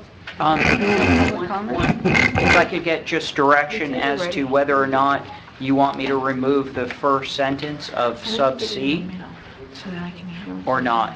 Just Leave it alone for now. Okay. Yeah, leave it alone for now. We'll come back to that later on. Okay, But if we get the or more persons, I'd say the only thing, that's the only, go Alba. because that's each individual Councilmember person. Leonard, 4. Councilmember Reed, 4. Councilmember Salver, 4. Councilmember Yaffe, 4. Vice Mayor Fuller, 4. Mayor Bruder, 4. It's unanimous. Approval of an ordinance on first reading amending Chapter 20 of the Town Code relating to utility billing and collections. Ordinance of the Town Council of the Town of Bay Harbor Islands, Florida, amending Chapter 20 of the town's adopted Code of Ordinances entitled Utilities by amending Sections 20-7, 20-11, and 20-15.1 to provide for uniform billing, payment, collections, and the filing of liens in connection with utilities, providing for severability, providing for codifications, and providing for an effective date. I'll move it. I'll second it. Go Isaac. Yeah, I just had a couple of questions. It's just a little bit strange that nothing happens for 60 days. Typically it's 30 days, and I understand sometimes cards get lost in the mail, or bills get lost in the mail, and this and that. I'm just curious, because it originally said 30 days, which kind of made sense, even though we didn't enforce either 30 or 60 days for the most part. The other But can I question interrupt had- that one too? I'm sorry, but you're talking about turning off somebody's water. It's one thing to charge a late fee or interest if they're... Right, but I think it all ties together. I think it all ties together. Either that, or maybe I'm not understanding what I was reading because of all the little hieroglyphic Right. marks and the crossings and the words stuck in here, here and there. But let me just continue, because there was a couple of things. I think, in the first paragraph where it says, actually in the second paragraph after where it says Exhibit A, I think instead of the town manager shall have the authority, I think it should say the town through the manager shall have the authority, because I don't think the manager himself, should have the sole power to do something like this. Although we can vest him with the power, it really should be the town vesting him with the power, rather than the town manager, being, the final word on whether to turn someone's power, water off or not. Another thing is that I just need a little bit of an explanation on how this 3% late fee charge is going to be applied. Is it like a one-time late charge of 3% of the outstanding balance? And then we're going to, if the folks continue to not pay their bills, then we can continue to charge interest on the outstanding balance. The way this reads, it looks like only after we put a lien on the property can we charge interest pursuant to the state statutes 5503. So I'm just not, I'm just really not clear on the operational elements of this ordinance. Go ahead, Frank. Yeah, I can certainly talk about it. So generally how these work are, and the reason I gave 60 days is because, you're cutting off someone's water. And, given the notice requirements and the like, you really need that time. It's kind of like putting a lien and then foreclosing on a lien, as a matter of law. But yes, the interest would be a one-time, the late fee would be one time. You'd be able to tack on all these costs. Once you file and record a lien, then that lien it bears interest. So you no longer have your late fees. You're not going to have multiple fees, and you're not going to go over a usury issue. You basically have your one-time late fee. You have all your charges for recording and the like, and then the interest rate, I thought 9% was completely arbitrary and capricious. Section 5503 sets forth by the CFO of the state at what the interest rate is, just like for that. It's really the judgment interest statute. So we thought that was the better way of approaching it. And then I could certainly do it either through the town or the town through the manager has the discretion to waive the late fees, the lien recording fees, or whatever. I think, through the years, we may certainly have another recession, and it hasn't been that many times where we've, or the manager has even dealt with that. And I'm not, just for the record, I'm not implying that, we really need to, bring the hammer down and, just start turning off people's water. I am totally not down with that. Yeah. But what I would like to see is, having this, like the initial part of a delinquency handled more like a business, like a Macy's bill. Have it, we could leave it at, we could even increase the 60 days to 90 days before we file a lien. But I want to see the first 90 days, treated okay. You're 30 days late. There's got to be some type of, penalty for being 30 days late. If you're 60 days late, the penalty continues. If you're 90 days late, then we'll file a lien, and if it goes 120 days, then we turn the water off. Sure. Like a system like that, where people have an incentive to get their bill and pay it, because, you know what, if I don't pay it within 30 days, it's going to cost me an extra $25, or it's going to cost me an extra, 5% or 3% or whatever it is. And then, have like a collection process that emulates more of a commercial collection process. And then have the more severe, filing a lien after 90 days, and after 120 days, that's it. No more talking, we shut the water off. Something, that's what I had in mind, not just to say, okay, after 30 days we can shut the water off. Sure. Just for background, the reason this came up is that we noticed when we looked at this is you had 3 different services, all of which go on the same bill. And they have all different time periods, all different interest, and all different types of waiver provisions. And we thought that was just utterly confusing, especially when you have 2 of them on the same bill. And one of them is also statutorily based. So you have 3 different charges, all with completely different things, all on the same bill. And it made it very confusing. The only purpose of this really was to make sure that everything follows the same rules because it's on the same bill, quite honestly. And the more important part of it, and I made everything follow it, is because there's certain lien rights and there's certain instances when you're really a utility rather than the town. You're serving as a utility, and you deal with some other statutes as well. So that's the reason that I tried to make everything consistent. Let me ask something, because I know unfortunately Ron is not here today, but he did answer a question for us previously when we asked about this specific topic. And he said, this has not been really a problem. We don't have a long history of an issue in this town. No. And so, one of the things, and there are different reasons why obviously this has come up in conversation here, and I'm not going to get into it, but the fact remains, if we had a population of 50,000 or more or something like that, I could see it. We're a small town. We don't have these issues. This is not something that is a significant issue. We've been able to resolve it, the town manager by himself over our history. I just don't see the idea of us imposing a restriction or with a catastrophic result potentially for shutting off of water for somebody. And we have a lot one of the things we do have on the islands, we do have some elderly people that may be sick, maybe out of their home for a couple months, maybe in the hospital. I don't want to have a scenario where after 60 days, we're at the point of discussing penalties to them and shutting off their water, when instead in a small town we can have a conversation or something, a call can go over.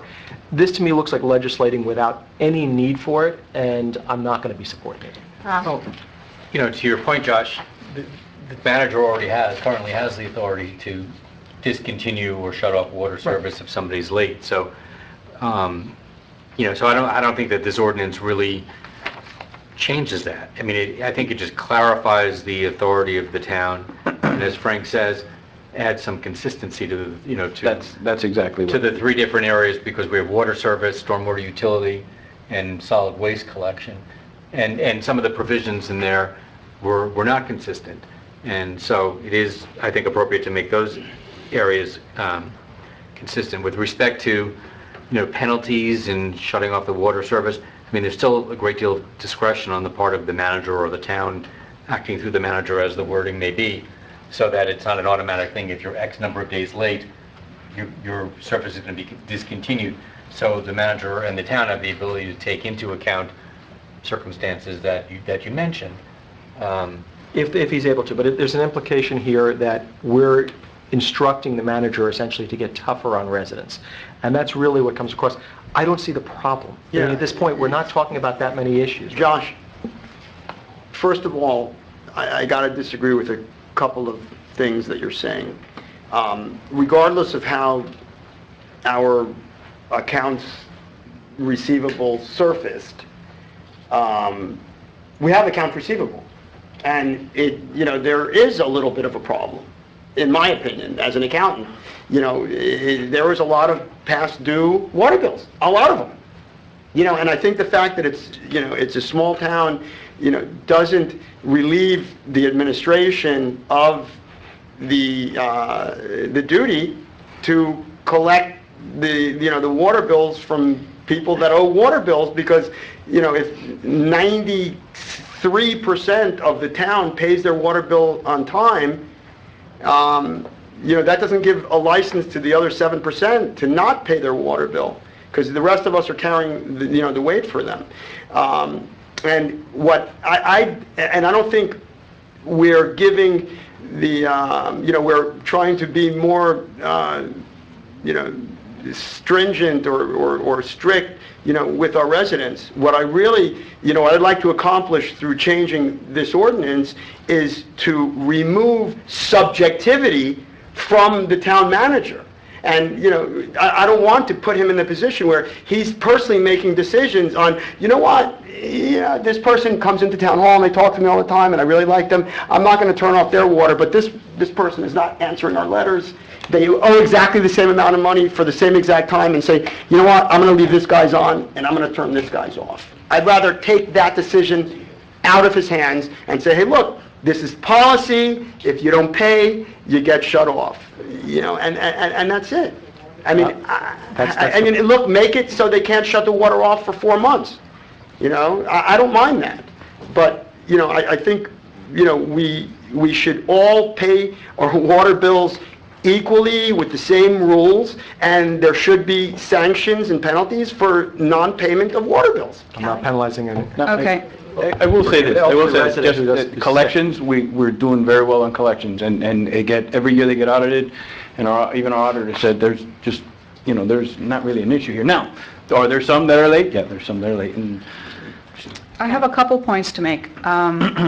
So first of all, I agree that, this should be run like a business. I agree with most of what you said. And there should be an incentive to pay on time. About 2 months ago, FP&L came to my building with a $75 overdue bill. One of my neighbors went out of town to Europe for a few months, and the credit card expired on his auto pay, and they were coming to the building to shut the power off for $75. And furthermore, when I answered the door and went to help, well, he was trying to get in, and he had all kinds of Florida state statutes and laws showing how he was allowed to get in. He was just going to the wrong place. He was going like to the front door. The room is on the side. I ended up calling PD. I actually texted Ron to ask if he'd ever heard of that, because not only that, they were saying, if you don't want us to turn off the power, you have to pay cash or check right now. And then he handed me the slip, but the slip said you could go online. So I'm looking on FP&L's site right now, and they have a procedure where if you're having trouble, if you're that senior citizen, they have agencies that they partner with, but you have to ask them. So, if somebody's having a true hardship, like, the elderly person that you talk about, there is a mechanism in place for that. Not if they're in the hospital, and not if they're, that's the problem. Okay. Here. That's why Okay. I want to give the town manager the ability to make a decision. If he says, look, if he looks, and I don't mean to interrupt, and I apologize, but if he comes in and says, look, this person hasn't paid 2 months. I'll address that. And then calls and says, oh, wait, this person's been in the hospital for 2 months. I don't want to shut off her water. Okay, so how about this then? How about instead of giving the town or the manager the discretion to waive it completely, if they get fees, they're going to rack up and they will have to eventually pay it. Give him the discretion to make some arrangements, but not to wipe out the fees. But that's not a matter of that. But you're talking about here, one of the things Isaac was just saying, and you were agreeing with, is running it like a business, where essentially it gets. Again, I'm not trying to offend you, but it becomes a little cold-hearted for a small town, where we're looking at trying to say, okay, these are the rules. We're not giving the town manager the discretion to do something. And I know that's not what you are, and I understand that's not what you're trying to intend. But yeah, I'm sorry. I thought you were. No, I'm not. No, so it's not cold-hearted at all. It's making an arrangement, some kind of a payment plan. There have been agreements. There are currently agreements in place. But I think it opens us up to liability if he's dropping the fees completely, the manager's dropping them, that it looks like discrimination. We currently have one house where the water's shut off, and then we have others that aren't. Another very important thing is if it's multifamily, and that's really the key here, is nobody wants to see the multifamily, like 30 families with shut off water because of either, a single owner or maybe a condo board, because a condo board's, are required. So I think we're taking out notification to the individual owners, and I think that the individual owner should absolutely be notified with certified letters that there's a problem if we get to a certain point. I will say this. There was a comment made that it was subjective and Ron can pick this person and not this person. The only time we shut the water off, and you mentioned the one house that we did shut the water off, they make absolutely zero effort to even come in with a nickel, to pay.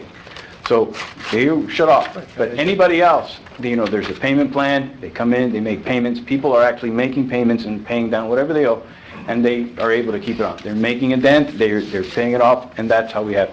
Whether or not there are penalties or fines in there, that's something that you can be cleared up if you want. It's working. You want. You only had to shut off one, and they're making payment plans, and it's working. I just think we're legislating what we don't need to. The one that they did shut off was like, 2.5 or 3 years in arrears. Right. It's just completely egregious. And that's when the shut-off order comes. Right, but we can say we want it enforced a little bit faster than that when there's a problem. We don't have to wait 2.5, 3 years. But you understand what my concern is here. The idea that there's a strict line that we're taking away the discretion or potentially taking away some discretion to the town manager.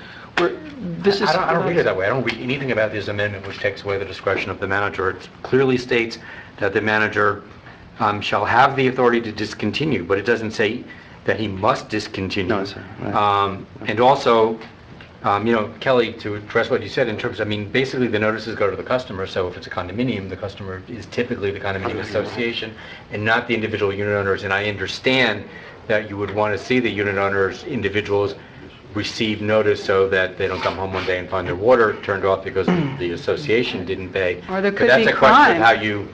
how you set up your customer base. And I think one of the problems that well, I don't know, it's not a big problem, but we need to modernize, and I know we've talked about this, we need to modernize our utility billing service. No question. Because, anybody who's any type of, whether it's cable, DirecTV, or UVerse, whatever it is, or FPL, AT&T, any of these services, you're always getting, emails or, reminder notices or something like that in the mail, or by email. And there are people, when, looking through the list that was circulated a couple of months ago, there are people who pay, once a year, twice a year, they just let it accrue for whatever reason, maybe because they don't remember, or the postcard comes in the mail like, I got my bill today, I just tossed it to the side. Bob, you know the reason? It's free financing. Right. That's the bottom line.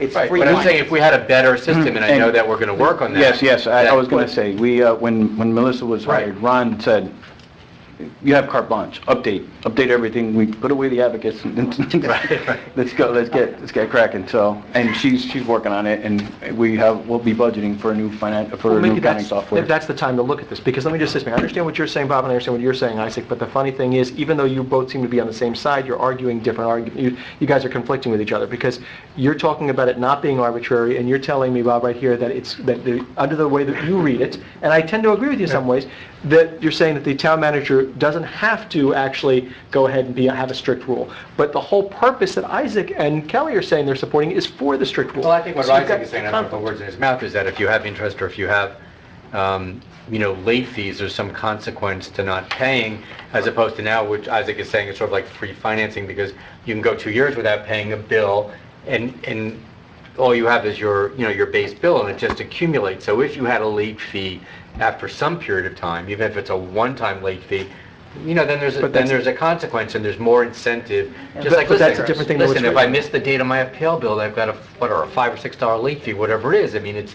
It's a nominal fee, but Right, but that's a different thing what we're talking about here. And also, you got to remember, one of the things that Kelly was stating a few moments ago is she says, well, you know what, I want to make sure that this is, that there's not arbitrary, because we don't want to get sued for discrimination, because we don't want to say one party's getting the free time and the other party's not. But at the same time, you're telling me on your reading, so in other words, it's a conflict here, you're saying in your reading that we're still in the same system. So regardless of what everybody wants here, I think there's not that clarity coming from this ordinance. And if we're looking for just trying to put a $5 late fee to try and encourage people to move along, that's fine. But if we're talking about here two different concepts on how to move forward, which seem to be in direct conflict, and at the same time not giving us the ability to do anything other than saying to the town manager, even if indirectly, that what we want to do is eventually shut off people's water, I got a problem with that. Let's be clear what we want. none of us are looking to shut Josh, people's that's water. not what we want to do. And in all the That's not what years- we're saying. All we want to do is collect the water bills. That's all we really want to do. We don't want to shut off. This could be We're not in pared the down. business to shut people's But water here, off. then this can just be simply pared down to essentially, if you're more than 60 days late, there's a $5 late fee. That's it. Okay, let's That's all hear you have from- to let's do. hear from the public. If I could just say one thing before you open it up, I'd appreciate it. I was asked to look at this the way it existed to render somewhat of an opinion as to what the charges were and the like. And I said it was so convoluted that I wanted to make this change just to have it consistent. I know you all are focusing on one aspect, which is if you're late, you get a 3% fee, and then interest accrues. So you're always having the interest accrue, and instead of having it different everywhere, it's going to be the same by Florida statute. But the whole purpose of why I presented this was to ensure that, you have three aspects of water on the same bill with different rates, different timing, and the like. So whatever you want to do with discretion is fine, as long as we make these consistent. And that was the whole purpose of changing this and presenting it, because otherwise it was kind of a mess, and enforcing it was a mess. I understand that, but you're getting inconsistent arguments. I'd also like to know what other little towns do, not North Miami and Miami Beach, but Surfside and Bal Harbor, Sure, I looked That at would all help. of them, Yeah. as a matter of fact, Well, and quite honestly, they do the same thing presented. It's a late fee and Yeah. interest. That's it. I'd like to say a few comments With discretion for whomever. I haven't had a chance to I speak. know, Everyone but else, let him come up and then you'll... well, everyone else had a chance. Let's finish. All right, Troy, let's go. Thank you. You're welcome. Well, I mean, I ran a water utility, so I know a little bit more about this than probably most people in this room. And, there's some really good parts about this. One of the things that Isaac mentioned is right on point, that, if someone or anybody is not paying on time, you're essentially giving them a free loan. It's an interest-free loan. And the town should not be in the business of giving interest-free loans. I'm very much in favor of changing that. And I believe in being consistent, but I will say this. There have been times as an administrator that I wish I had the power to make certain exceptions, considering the circumstances. When you work for a city, in my case, even a city that had twice as many commission meetings, because they would meet every 2 weeks, you can't go to the city commission with a laundry list and say, okay, we're going to do this after the fact. I didn't have the power to do that. The example that Kelly made was actually a really good example for the opposite, actually. If somebody is out of town or in Europe or whatever, and they owe $75, whatever, guess what? If the manager did not have the authority to have common sense, guess what? We'd be turning the water off. The manager should have the ability to make those decisions on a case-by-case basis. If we question the ability of having that common sense rule, then the problem isn't really in the rule, it's really in the professionalism of the manager. Josh made a very valid point. We live in a small town. Our intent is not to turn people's water off. Our intent is to compel compliance and prompt payment, I would say. But that being said, you do have circumstances. What if you do have a circumstance where someone's in the hospital and they've been paying their bill on time for 30 years and they're just, it was just something that couldn't have been unforeseen? Should the manager not have the ability to say, you know what, we're not going to turn your water off. When you get back, we're going to take care of this because it's, $200, But that being said, there needs to be a line drawn in the sand. When you have, a certain home that hasn't paid their bill in 3 years, that's not acceptable by any stretch of the imagination. When you have a multifamily building that owed, this was about $156,000, and they were threatening to shut off the water, and the guy shows up the next day with a certified check, why did it ever get to that point? There needs to be some consistent rules, and there needs to be some penalties. There should not be a free ride.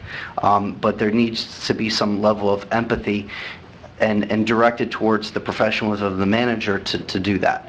And I'm going to vote for the ordinance. I think it's fine. And I agree with what council says. It needs to be consistent. Water, sewer, stormwater needs to be consistent because... I will just interject. Yeah, please. Based on the municipalities we've Can you speak into the mic? Based on the municipalities that we've represented in the past and checking on the municipalities and what they do, which Kelly raised, it seems almost unanimous that there is some discretion given to a person or a department or an entity. In this case, because we are a strong manager form of government, it would be the manager, it should be the manager, and I have worked with Ron on several of these water problems, and we, as JC said, we've been very successful, almost without fault. So the ordinance, the way it's written, is in keeping with what's normal and customary usage in South Florida and has worked, and I just offer that to the council for their consideration. Okay. Yeah. All right, John, would you like to come up and speak on the matter? Thank you. I think you guys did a pretty good job. But Council Member Salver, I agree with you. Please speak. This is John Vetter. I'm sorry. My vertigo is getting bad. Oh. John Vetter, 10350 West Bay Harbor Drive. Do you want to sit down and just use the microphone from, we can... Oh, hang on. Okay. Mr. Salver, I agree with you. And Mr. Mayor, former mayor, I agree with you. I don't want any more interest-free loans. It's a bad business to be in. Don't know about this manager's discretion.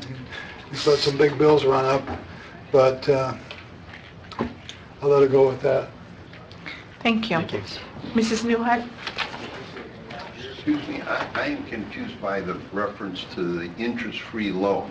I don't see this as an interest-free loan. No, it's not that it's interest-free loan, really. I mean, it's just a term. But I mean, the point is that there are people who haven't paid water bills, let's say, in a year, and it's, you know, there's no consequence. There's no late fee. There's no interest that's been running. No, under the proposed. Right. But under the current circumstances, I think even though Ron had said to me that perhaps the ordinance provided for interest, we never really charged it. So, you know, so that's right. Okay. That's really the point of that. I only have one question because it's about what I'm reading. It says charges for water service, sewer service. Speak in the microphone. Francis Newhart, 1060 Kane Concourse. Charges for water service, I'm already, I didn't even talk about Reset her time, please, JC. Right. Charges for water service, sewer service, and stormwater shall be billed to each property owner monthly. It was changed from each owner or owner's agent. Restaurants, we have a few buildings that have their own meters, and what happens, or what's happening now, is the owner, meaning myself, gets stuck with $2,000 water bills because they never paid them. And the owner, which is the property owner, never receives a notice that they owe that kind of money of a water bill. My question to you is, will this resolve the problem? No. Will I, as the owner now, let's say, receive when these people are not paying their bills because they have their own separate water meters? I'd like to answer that one. You know, there's a state statute on that, and this has nothing to do with that state statute. You are responsible for that bill. Well, I never got a water bill.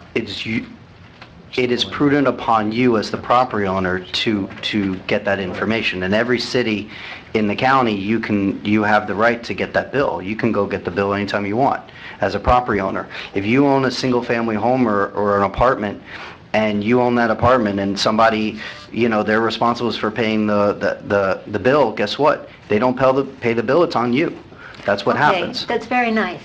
But when I went, and I'm not trying to get anybody in trouble because they're very good and we corrected this, but there was a time when the town was giving people, you're right, Mr.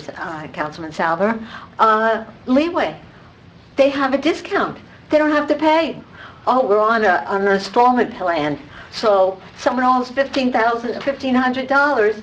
Oh, they're paying $200 a month. Meanwhile, when it's time for their lease to be up or they're getting through, I'm the one stuck. I'm the one paying the $2,000, $3,000 because they're on an installment plan with the town.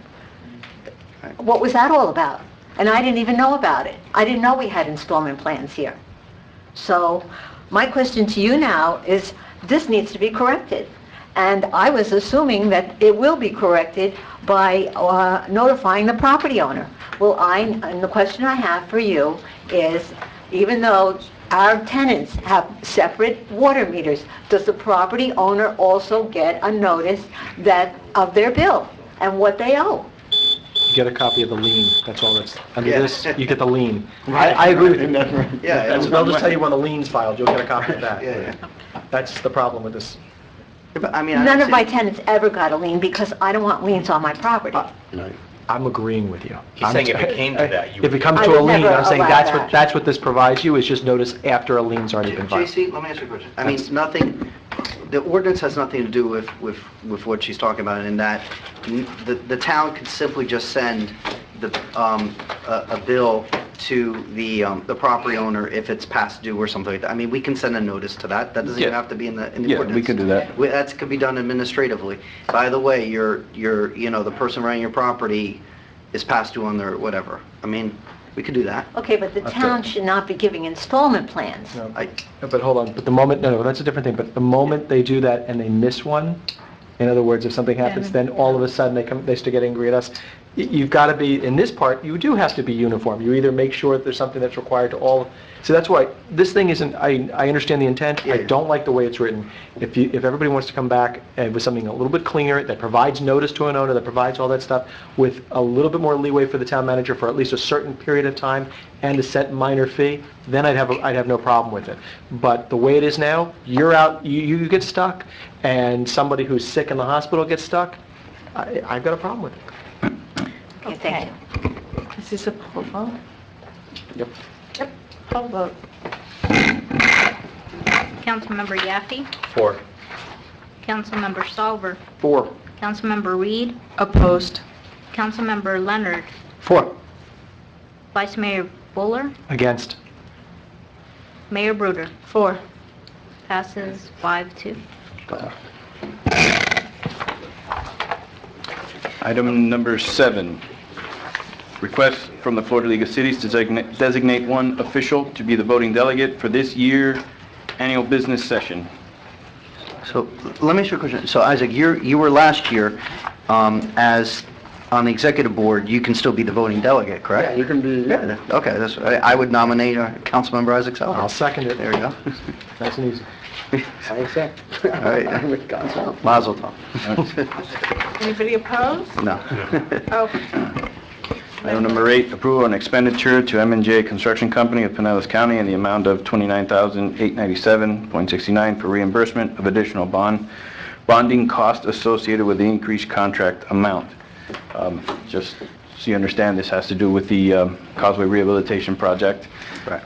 That bond is something that, we argued against, we fought it, and we referred it over to our town attorney, but he has, he informed us that we have to pay it. It's just because of the cost, the cost of the project, so.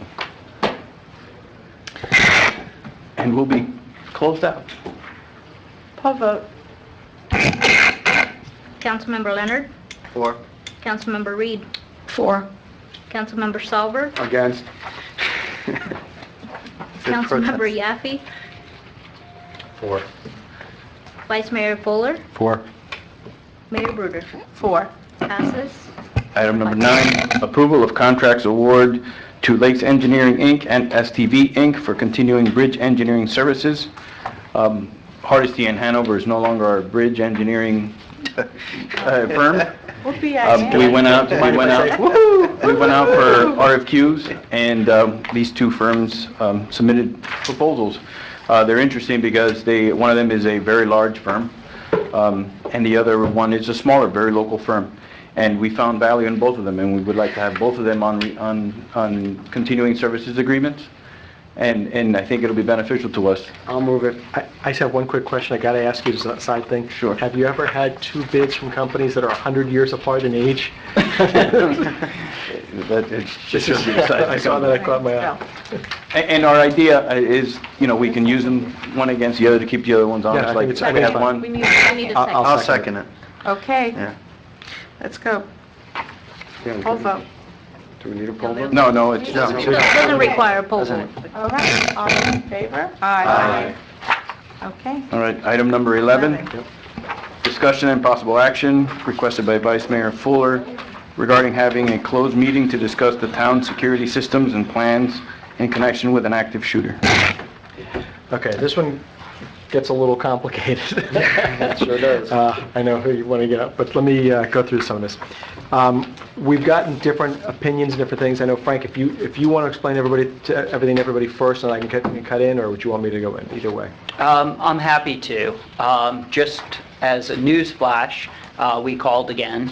Apparently, there is a decision, although it's going to go through a whole vetting process, and they have no idea when we will get the AG's opinion. I still feel very confident in our opinion as to what we can do. Certainly, the case law is well in our favor. The shared use agreement puts security well within our purview for certain times and hours. And during those times and hours, we're required to provide security.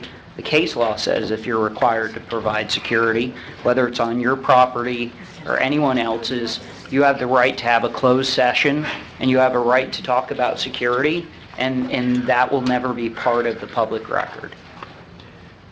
And I'm very confident in that. Whether I receive an AG's opinion that confirms and validates it or not, I'm still very confident in that. Okay, let me add maybe a little clarity to everybody so they understand. I appreciate that.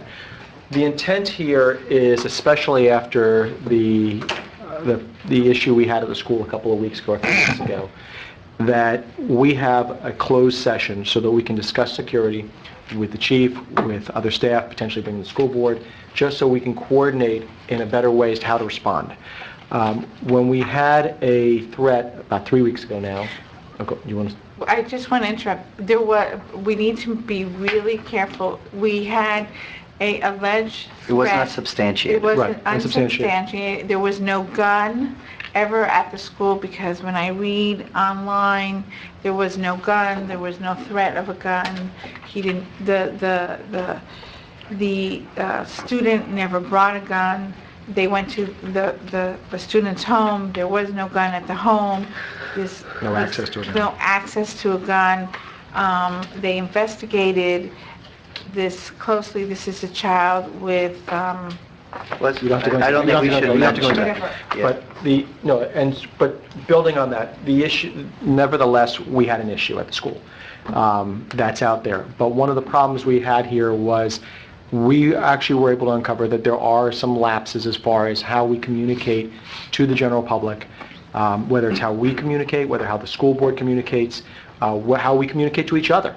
And the response. Now, our police did a great job. Surfside's police helped. Everybody's police. We even had Indian Creek. I mean, everybody provided officers. But one of the things we did also find is that there was a potentially worse lack of communication, sometimes between the different police departments, because ours weren't notified by Surfside at one point. We also learned that some of the information gets around a lot faster to the kids than it does to the council. And there is an issue as far as how we're able to respond. I can tell you, and I'm sure every member of this council is going to have a very similar story, that we started getting phone calls and communications from parents asking us what's going on, how do we deal with this, what's going to be happening in result, is there additional security? And the fact remains that the council was kept to some extent in the dark of what's going on. We had to learn as we went along. Beyond that, there are other security measures, and I'm not going to go into the individual details here. But what we'd like to do, or at least I've been advocating for quite a while, is that we prepare a better response so that we can coordinate the town's efforts from everyone here on the dais, as well along with the chief's personnel, along with the other officers, along with the school board, to communicate better to the residents so that everybody feels a little bit more in the know, rather than allowing social media to provide information that is inaccurate. And that was one of the major problems we had here, in the lack of information being provided by us and by the school board, most specifically the school board. People turn to social media and they listen to whatever anybody posted up there. And there were horrible things posted up on social media.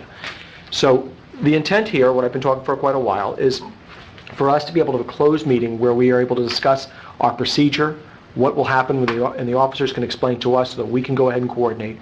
But for obvious reasons, this should not necessarily be public. We don't want somebody who might mean ill towards our students, towards our personnel, the ability to sit at home and watch a videotape meeting and understand, well, this is the evacuation route. The current law has it so that there is a procedure and everything else, and the chief has his way where it is secure and that is not a public record. But unfortunately, the way we've had it before excludes us from essentially, other than individual meetings where something is lost, like the old game of telephone, we cannot meet and discuss it without making it public, which is the last thing we want to do. It's the last thing I'm sure the chief wants to do, is explain to everybody what his officers are going to do to respond. So that being said, what I'd like to do, and we were pushing it forward, is to have the closed meeting so that we can coordinate, so that we have a better response to the citizens, and we can communicate, because we can't dictate what the school board does. And I can say this, and a lot of us complained to the school board when they had their recorded message that created a lot more confusion. We give them our advice, they don't have to listen to it, and there's nothing we can do about that. So we'd like to have a voice that we can come back and make sure citizens understand what's really happening, rather than a message from the school board. I mean, look, before you go on, please, can we hear from the chief to see if there's actually like is there a problem with the security that we have in place, or a communication problem that, that I'm not aware of? I know, I am aware of the episode. I'm aware of the episode. Let's rephrase it, and let's put it this But I way. mean, if you don't mind. you know, but If he I thinks first- this is something worthwhile, how about we do it that way? If he thinks this is Yeah. something worthwhile. Yeah, I Just mean, a yes is or there- no along, instead of saying whether or not we have a lapse on anything, because I don't want that to get out. I hate putting him in a position like this. So, no, that's fine, JC. So I think what you're asking me has the lack of ability to communicate collectively with the group stalled any processes? Is that? No, you know what? Let me rephrase the question, Chief, and I apologize for putting you on the spot like this. But, I'm looking at an agenda item that says, like, town council members, of the 7 of us, one of them is former law enforcement. I don't know what I could contribute to protecting children at the school as an accountant and a councilman. But you're going to get phone calls. Your neighbors are going to exactly call you, right. and you need to know how to respond. So it's more about the chief training you. Exactly. Yeah, so essentially what happens... Private, that's the only thing. But I it mean, becomes- if we elect not to discuss evacuation routes and detailed plans on how to protect our children, No, it's more the which I response. support 100%, and that, I'll, give anything required to make sure our kids are protected to the maximum. I don't know what I, as like a layman, could contribute to this, God forbid, an active shooter situation. So, really, there's something between no information and classified information. Obviously, I can't discuss with you guys anything that's an active criminal investigation, or if HIPAA comes into place. But what the problem is when we don't discuss it, people go on flash information and hype. And that causes a whole other set of problems. Just speaking of this instance, I was in North Carolina, getting called from several of you, and typically this was no different than, 20, 30 incidents across the county throughout the year. The difference in this one was, because we share responsibilities with Surfside for one day a week at the school, their officer received the information and didn't funnel it to the Bay Harbor Police Department. Because normally you would get the information, funnel it out as you talk to your neighbors and constituents. The greater need for this that I can see is, I'll give you an example. Right now we're doing a school vulnerable assessment plan. If I need to come back and ask for money, especially if it's not during the budget, I have the ability to come and say, this is where something's vulnerable, and this is where we can fix it right away, versus waiting until the next budget year, or going to a public hearing. It came up before, I think Kelly mentioned it. Can we speak to each of you individually without violating sunshine? Yes. Yes. But with this flash information and this hype that's been going on, if I could give something between classified and no information, I think the community would feel a lot better, the school would have it a lot easier. They want to hear from us. But a lot of times they want to hear from us through you. So I think that's kind of the intent from Josh. Yeah. It's, Isaac, Okay, you I'm have still, I but would I'm like to still, be trained. yeah, but I'm still, I have yet to hear the need for a closed. Let me explain. Well, I don't think Since that... we're not discussing anything classified, because you can't discuss that with us anyway. Well, I think it's more, I think he wants to inform us what, if there was a situation, what they would be doing, how they would be doing it, not specifically, but okay, what he feels as far as what he thinks he might need, what you might need in the near future, and some of what, we also have an after-school program. I mean, we have a joint use agreement, we have we have a summer program, we have an after-school program. I mean, it's not just during the school hours. We have a responsibility we have a community center across the way. We have an after-school program that uses those fields. I mean, it's not with all due respect, it's not just the school. We have other programs that are running there where we have people there. And we, the council, I mean, I don't know about anybody else, but the moment it happened, my phone, I wasn't even here. I mean, I was in town, but my phone exploded. And I didn't, A, I didn't have the information, and I kept telling everybody, I'll get back to you.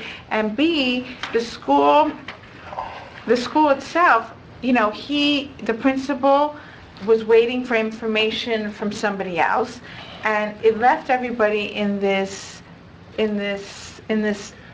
nobody knew, and so it caused more fear. So I would like to be trained correctly, A, to say the right things, and B, to have more knowledge, and C, also to, knowledge is it's important that we understand what they need, what our community needs, and how we can support the school system, and more importantly, how we can support our own programs, because we also have programs that we have to make sure that are safe. And Isaac, it adds a whole bunch of other things as well. It gives us the ability at the same time. For example, if we have the meeting, sometimes there are certain things that you may think of, and I know you're an accountant, I'm a lawyer, we're not police department, obviously. But, I mean, Kelly is, but still. There are certain things that we may all find or know or learn. Some of us have kids still in the school, certain things that might be helpful. And rather than a game of telephone, which essentially means individual meetings, there's no downside to us sharing more information with the chief, letting the chief make his determinations. And if he comes back and says, listen, you know what? After hearing this and that, I made this recommendation so you guys can have one voice on how to respond. And I think maybe I do want, maybe say, if the chief says, well, you know what, maybe it would be better because you found out that a lot of the citizens saying they want to do this, then we should set up something in this area. And God forbid this ever happens again. At least this way we don't lose something in that game of telephone. So there's no downside to it. It's only additional security. Well, so then I'll have just two last questions. Chief, so you think this is a productive idea? I think it's productive to the extent that the expectation isn't that we divulge information that could be based on active investigation. I think it's productive in the sense, like Frank said, I think the intent of how he was reading the language, I'll give you an example. When I worked for my previous employer in a different city, we had an active shooter plan for you guys. We had, I don't want to get into their active shooter plan, but we had plans to prevent it. And we had certain people at different locations, and we had certain expectations for the commission for what they should do. And that would be something, obviously, we wouldn't want to bring up in a public, and it kind of gave us a chance to tabletop exercise the plan. All right, and my other question was, Frank, I mean, is this one of the exclusions to the sunshine? That's what he's waiting for. Yes, it's a separate statute. And let's make clear, because if you're going to have a meeting that's going to be off public record, to which those items would never be a part of the public record, I need to make clear what it is. And the statute allows, in my opinion, our opinion, that it's exclusive to the times in which we have security designated times for the school. So the whole purpose is to make sure that for the period of time that the shared use agreement provides, that we have the security detail, we have the security responsibilities, that our conversations and the closed meeting would be exclusive to that time and as specified. And that's what its requirement is. Frank, let me actually explain. Not during the school day, right? Well, hold on. Actually, there's a different thing. I was speaking with Dave Caserta, and he had brought up an interesting comment on the same thing, because obviously he believes the same way you do, and legally that's why I'm leaning on you on this one, because I have my thoughts both ways on this as far as what's allowed and what's not. And just so you remember, I was advocating that we try and push legislation last year up in Tallahassee to try and have this specifically carved out so there's no question. And the comment from Frank and Dave at the time was that they think it fits within the current exception. But that being said, Dave had a comment that was interesting. There's language. Caserta. Dave Caserta. The lobbyist. There is specific language in there that allows, in the exception, that allows for us to have a meeting with regard to any property that is leased. So as you're still having discussions and everything else, in my understanding, you're still having discussions with the school board and changing around the conversation right now, adding a word, potentially even if it's possible to say that it is leased, along with might enable us to actually fit this through as well. Well, we don't lease the property. We have a shared use agreement. That agreement is crystal clear, both in the times, the days, and the hours in which we use it. And also, that same time period, they put upon us the responsibility to provide security. During the school day as well, though. That's the only problem, is because are we not... That is not my opinion. My opinion is very specific. Okay, well, I know, but to this... It's like, the question is really simple. I mean, he wants to have a closed meeting, under these circumstances, yes. But it's not that simple. So that's been the whole issue here. Otherwise, this would have happened. What Frank said is, we can have it, and we can discuss the school only during, only as far as it relates to what we're using it for, like after the after-school program. I get that. That's where we can have that discussion. However, to talk about during the school hours, because that's the key thing I want to try. That's what I want to be able to do, is because we still have a responsibility here as far as a response. Because if not, if you feel otherwise, then we need to know, and I need to understand that, because Frank, I'll let you. Look, if we can avoid any of this shadow of doubt here, why don't we meet, each one of us, make it a point to meet one-on-one with the chief to discuss it one-on-one for an hour. This way, there's no, there's no shadow of a doubt that there's any type of... Because quite honestly, there's potentially inviting other people in, if we might want to invite someone from the school board, we might want to invite certain things, and they're not going to come in for a game of telephone with each individual person as there's a concept. So, and then part of our conversation might be, as we have the discussion with the chief, that, the chief may say to us, you know what, this is something that, he's going to talk to Surfside about, but if there's need be that, for example, or another municipality, that he wants us to be able to discuss something with, council or with members over there, it's a conversation that needs to take place. And for security purposes, I understand exactly what you're saying, but I want to get the ambiguity out one way or another. And if you feel that in order for us to discuss what happens during the school day, we have to go up to Tallahassee and get it changed, so be it. But the key remains having the ability. My worry here, and the reason it's here, and we're talking about it today, rather than actually waiting till the Attorney General gets back to us, is my hope is that we have one plan of action, one way or another, before the next school year. Well, Josh, let me just comment, because Frank and I put a lot of time in on this. I called the Attorney General's office today. I have a friend there, and we're trying to push this. It's inexcusable that it's taken this long. It's inexcusable that it's taken this long, but I'm assured that we will be hearing. On the other hand, if the council wants to go forward, I want to err, if we're in error at all, on a very strict interpretation. And so when Isaac asks, and rightly so, can we have a meeting or not? Frank and I think that the way we read the statute, and the statutes, we can have a meeting with certain caveats. One, that it's limited, as Frank said. Two, just to be on the safe side, we've done certain things. We've gone to the Attorney General, could get faulted for not waiting, but we did do it. Third, I would post a notice like we do for shade meetings and settlement, right. And I would follow the shade meeting statute as to who's going to be there, what the subject is going to be, and fourth, I would recommend the court reporter. The transcript would stay confidential, maybe, as Frank said, for the rest of his lifetime and his kid's lifetime, and maybe not, but at least we will have done everything to comply with what the shade said, and I don't think any of it would be objectionable. No problem with that whatsoever. But that's where we are, and we are reading a limited view as to when we have responsibility.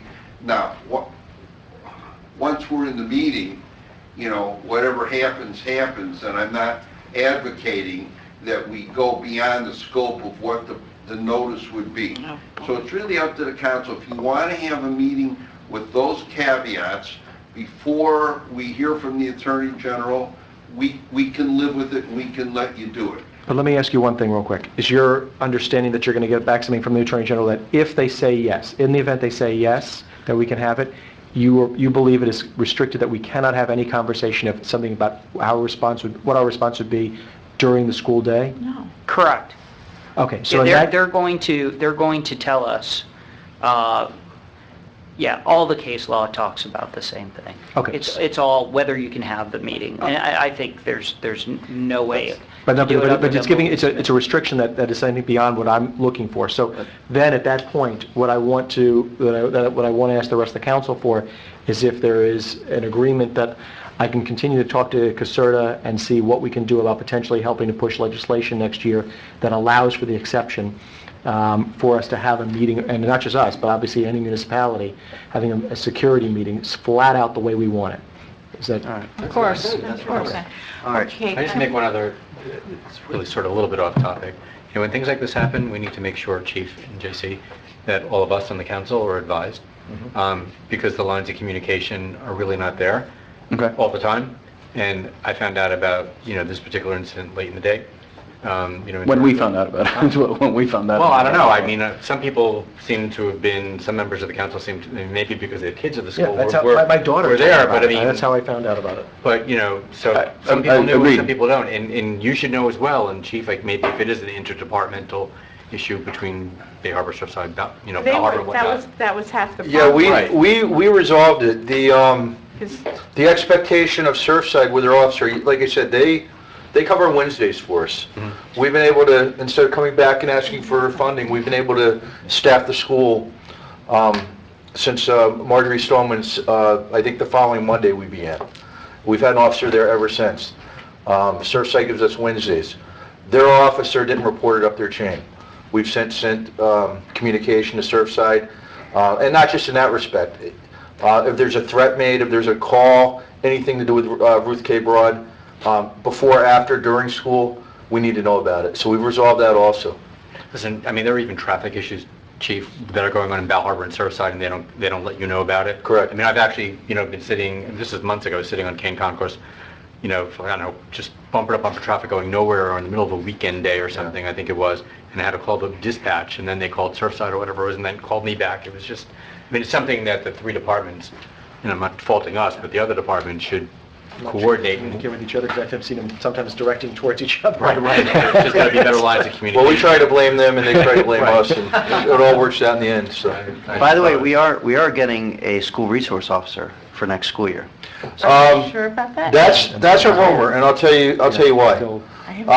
A couple of the council members have told me they heard from the district rep that we're getting one. I spoke to Ian Moffett 2 months ago. We had a chiefs meeting. He said there was nobody in the forecast. When I heard from the council that was incorrect, I spoke to the new chief, Chief Lopez, the interim chief. He said that they're still trying to hire. Right now, there's nobody slated for Ruth K. Broad next year. I talked to Gerald Bloomstein today, Yeah. and there is no one slated. I mean, I spoke to the school board member last week. He told me yes. Yeah, but He Lopez told me also, no. but Lopez also, I had the same thing from him. He told me that they can't find people to work. Well, I'll make it simple to understand the big picture. They need 100 officers plus to Yeah, I know. cover all the middle schools. Right. A middle school has priority over a K through 8.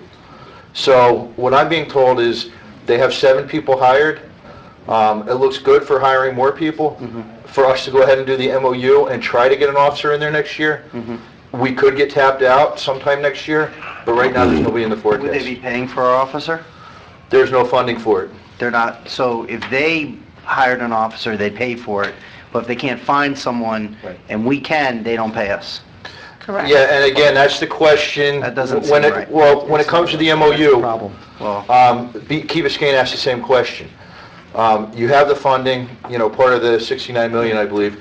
I think they got 8 million for Dade County. The Key Biscayne Commission said, are we going to be able to tap into that? And the answer they got was no. So that would be something that maybe you could work with, or the council could work with? My understanding is that it's more fluid, that this is not a set in stone thing. I've spoken to, let's just say I've spoken to another board member, not necessarily our board member. So my understanding is it's more fluid, that people are open to hearing what we potentially could do as a municipality. So, I mean, I would suspect that if they can't find someone and we can, then they gotta foot the bill, because that's their responsibility. They have a school board, police department. Yeah, and we would be in favor of that, obviously. If it's not going to be a Miami-Dade school board member, I'm of the position to each of you individually, I've made it clear, I'd rather a Bay Harbor officer be there. Sharing responsibilities, hoping that, they do what they're supposed to do, and I can't control another officer in our jurisdiction. I can control my officers. My recommendation would be that if they're not going to fund it, we put somebody in there initially, and maybe through, conversations with the two boards, we can get some funding, down the road. I'm not sure. But JC, Ron is already Well, talking. yeah, Ron has been speaking with the managers of the other municipalities, and one of the themes that came up, and it's to Councilman Leonard's point, is that they want to see a sunset. They're like, okay, if we're going to pay for this now, we're not going to be left holding the bag there, like the school board may want us to, but we would put like a sunset saying, hey, this is only temporarily until you either pay us or put a guy. But that's the same problem, is that because the moment is, if we're, and this is the same conversation, and we've had it as well, is that, if we even start, if the school board is thinking about potentially doing it, but all of a sudden we fund it, then all of a sudden they're off the board, they're not going to pay for it. That's why there would be some right, no, but even MOU, since I'm some kind saying of even interlocal. now, I'm saying even the first couple of years. In other words, if maybe we get lucky and later on they are funding it, but as soon as we pay for it, even the first couple of years, they're not going to put them on. That's where an interlocal agreement stipulating saying, hey, this is only going to be for 2 years, 3 years until you, and, All right, No, we'll have to discuss this. Yeah, but my thing is, I mean, I think that the funding issue is imperative. I think that, if they have found a way to wiggle out of doing their job, I mean, I'm not okay. I mean, don't get me wrong, I'm still going to vote to pay for an officer, hands down. I mean, I'm never going to vote against that, but I'm not going to let them get off the hook just because they didn't hire someone. That sounds like a very easy way to acquiesce their responsibility. I mean, they have a police department. That's their responsibility. Right. Obviously, we would need an agment with them in order for us to even just put one in, an officer in there, so. I think that's another. Yeah, that's a different conversation, and that's a long conversation. Well, let me just say this, because we don't have a meeting next month.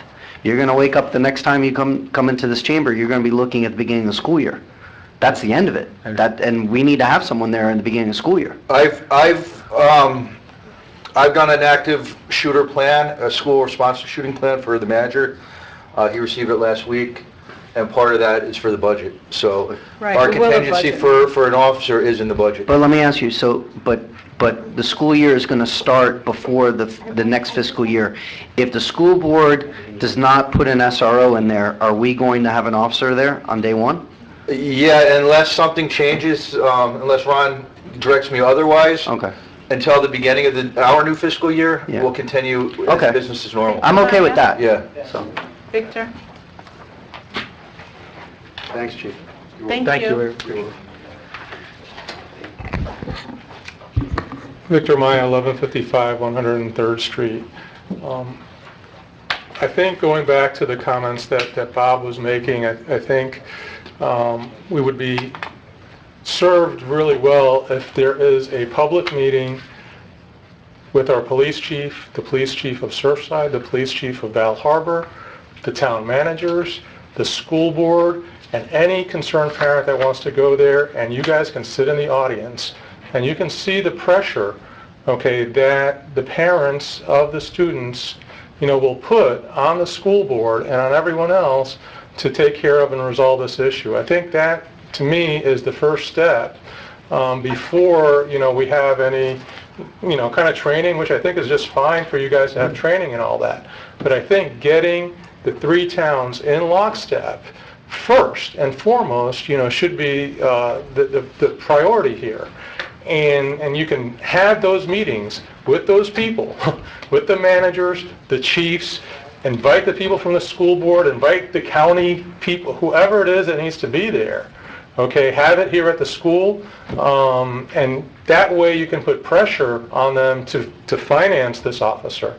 Because I think, frankly, it's an unfair burden on us, to have to pay for the entire security of that school the way that we've been doing.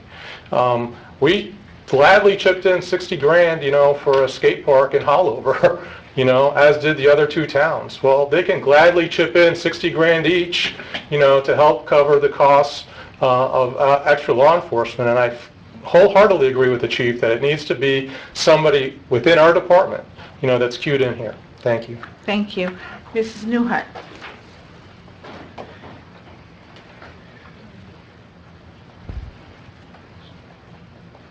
Francis Newhut, 1060 Kane Concourse.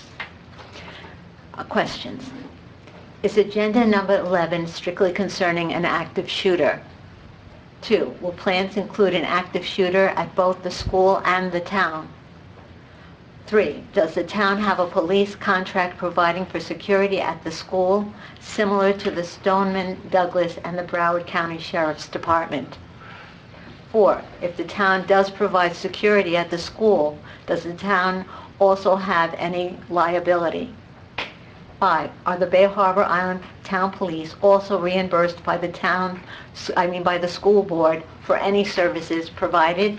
And 6, since both Surfside and Bal Harbor are zoned to this particular school, will they also be involved in any of the planning?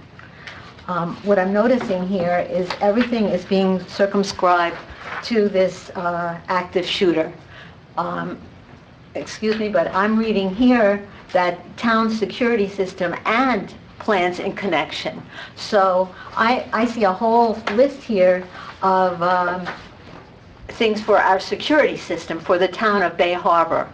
And the question is, are we going to, and it's very disturbing because if you read this about the security for our town, all of a sudden, they're getting exempt from constitutional rights of our citizens. So we're mixing too many things together. And the only thing I can think of is what happened at Stonewall, whatever the school. And, they're stuck. They're stuck because they have a sheriff. He's in the news all the time. What are we going to do about that? Who's paying for what? These poor children who died, their parents have no insurance. They give them $3,000 and send them on their way. They're mentally ill people now. It's awful. And we're not touching those issues. And it's very expensive. One Thank small you. comment. Yeah, I didn't say much. Okay. I think while we're waiting on the big meeting, everyone should get with the chief and/or the manager, maybe together, and, go ahead and have their meeting. I think you'll, get a lot of valuable information. And just also, that particular day and those things that happen, that kind of chaos is so common. It's just, it's pretty much going to happen in any situation. There's going to be a little bit of chaos, so. Right. The idea is to reduce it. Yes, I mean, of we can't course. eliminate it, but we can reduce it. Of course. So it was actually very fortunate that it was a good lesson learned. Thank you. All right, J.C., 12. 12, discussion requested by Councilmember Reed on possible locations to host a community garage sale. At the picnic, I was approached by a couple of residents, mostly who live on the East Island in multifamily buildings. Because of our rules on garage sales, they have to be either inside, they can't be like a typical thing that you see, in the front yard, whatever.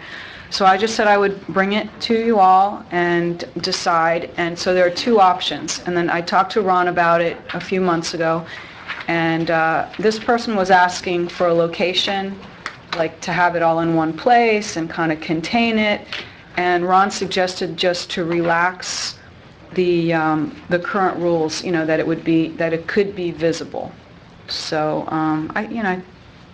So we did a garage sale once at the school. I was there. Okay, and it was after the garage sale. Everybody left their items okay. Abandon the items, you mean? They abandoned. So we need a deposit. Okay, they abandoned their items and left them for me and Marcella, and we had an abundance of items left over that we then had to dispose of before school started again, and it was quite a feat to find. And there's a second issue with that now, because now with the new turf, you can damage the turf with that. Well, no, I know, but this Yes. was actually inside the school. It's a good point that it could happen to us if we did it at a town location. Right, so if we did it at a town location, I just from experience, I think that if we did it at a town location, we might end up, getting, not trash, somebody else's jewels might end up becoming ours.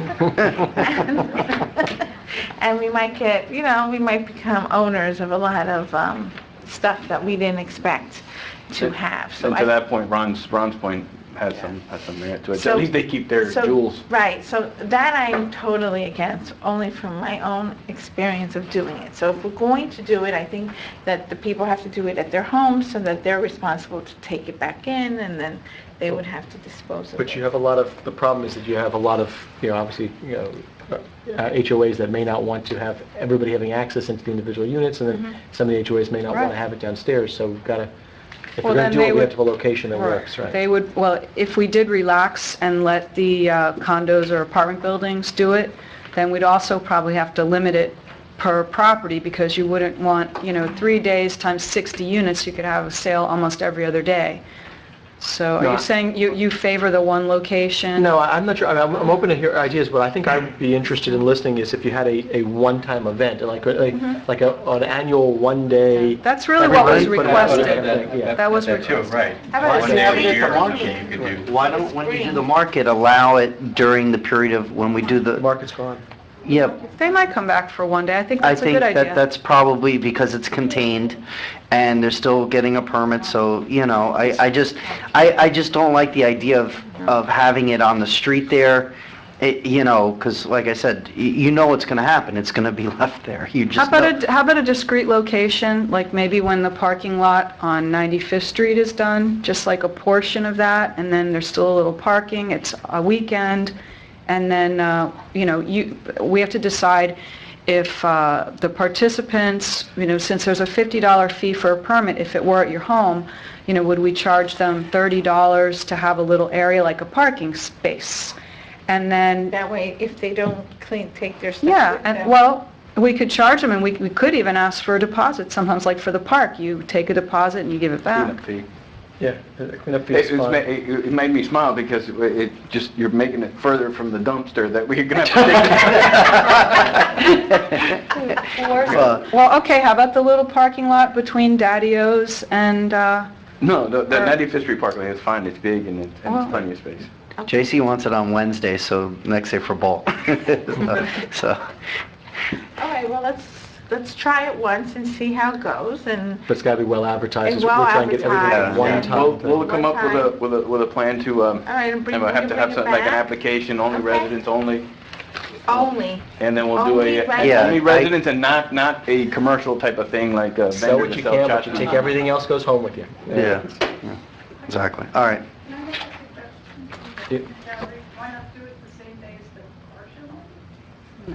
car show, as the car show? Car show. No. Yeah, much. I thi- No, I- no. I I think it'll be too much, and plus I do like, I think it was Stephanie, the mayor that said like a spring cleaning type, Yeah. and kind of market it that way. Yeah. Let's- All right. Right, and then you'll come back. with Okay. us and- Okay, perfect. All right. Okay. 13. Discussion requested by Councilmember Reed with regards to council term limits and election of a mayor. There are still some constituents out there who are interested in voting on these two items, so in respect to those wishes, I bring this before you again to see if anyone is interested.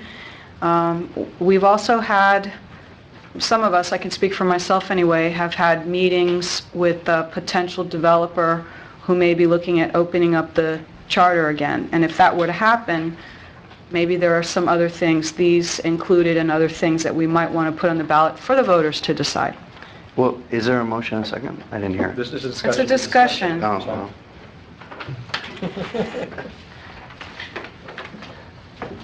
oh. Okay, well, John?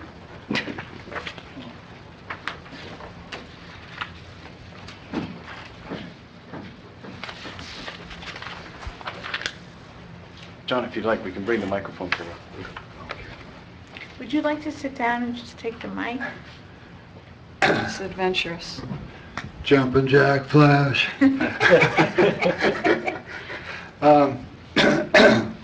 Term limits, yes. I've been at firms where partners are elected and partners are selected, and I always like partners being elected, so I would like the mayor to be elected as well. I don't have any rationale, it's just gut feel. Thank you. Thanks. Francis Newhart?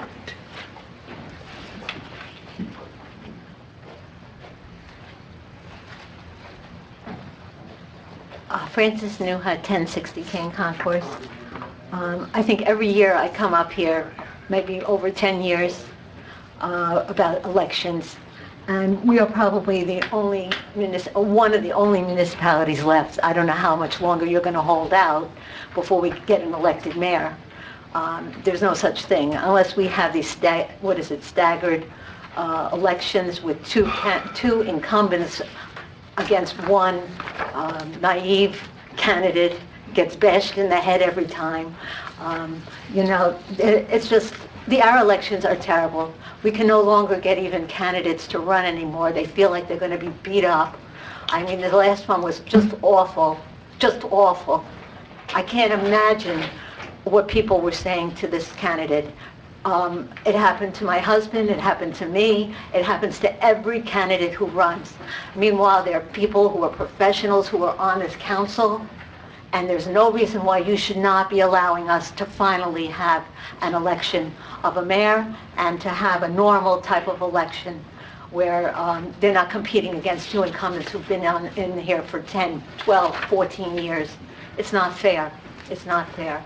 And then you say, well, you can do it by a ballot or something.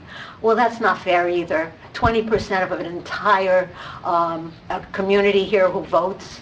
And not only that, it used to be 10% when Ken put a petition together, and that was so ridiculous. It was so hard for him, and he was so sick. It's a joke. Our elections are a joke. We can't even get candidates anymore. And I don't know what we can do now to explain to you what an embarrassment our town has become with elections. Thank you. Thank you. Okay, number 14. Discussion requested by Councilmember Reed regarding an amendment to the code to require noticing for project revisions. I was at a P&Z meeting, and this was a project that I think came back for one or two significant changes, so significant that it couldn't be handled at DRC. They were really changing the project. So I thought it was logical that if it has to come back to the P&Z board, why not renotice it? So the neighbors get the 375 notice and a sign. So, because if everybody drives by this site day after day and they just think the last project that they saw approved is going up, and really neither one of the two projects was approved by the P&Z. So I guess they felt that, they had previously approved a project, and I guess they thought that the last one approved was inferior. So what percentage would you say would have to be changed for it to trigger? I think coming to P&Z, because there's a lot of times when they have minor changes, they go back to the DRC. But it's not that, not so frequently that it comes all the way back to P&Z.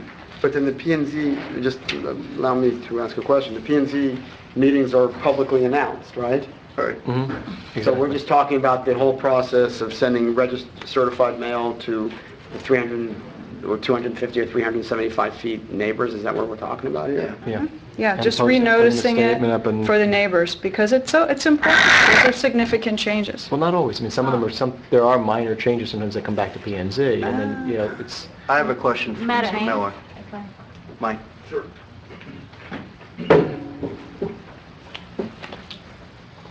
I remember when this came up first and we talked about the enhancement of noticing. I don't believe other cities even do that, correct? Very few. Right. Yeah, there are So some, but We're not- pretty much already at the top of the top of the top as far as noticing.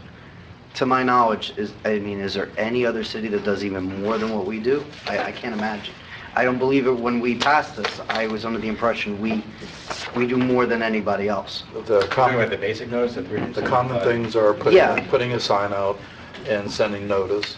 The variation is Yeah. typically on the distance one Right, we notices. expanded the distance. Right. Right, so we do, Hollandale Beach, for example, yeah. goes out like a half a mile. Right, yeah, but that's- But I mean, most cities are in the Okay. 250 to 350 range someplace. Okay. So other than that, we do more than everybody else. Okay, so, all right, that's, Mayor, I was just gonna say that we do advertise the 375, and Marlene was suggesting that you could recommend for a resolution to perhaps, when there is a revision, that we put up a different type of sign saying that, you know what, there is a revision coming to the board, but we won't do the notices. I mean, it's up to the council's discretion whether they want to do the notices or Well, typically, not. the notices are paid for by the developer, right? They are. See, the developers used to send them out, and actually, when O Residence was posted, they left our building out. So that's when it changed, that they were no longer responsible for that. They would provide the labels, and then the town We go does ahead the and mailing so verify they that can they ensure meet that the it gets mailed. 375 radius. Alba, I know this is a hard question, but typically, when you do send out the notices, in a typical, let's say, East Island development type of thing, how many notices are there, would you say, on the average? They can probably go from 200 to 250. 200, 250.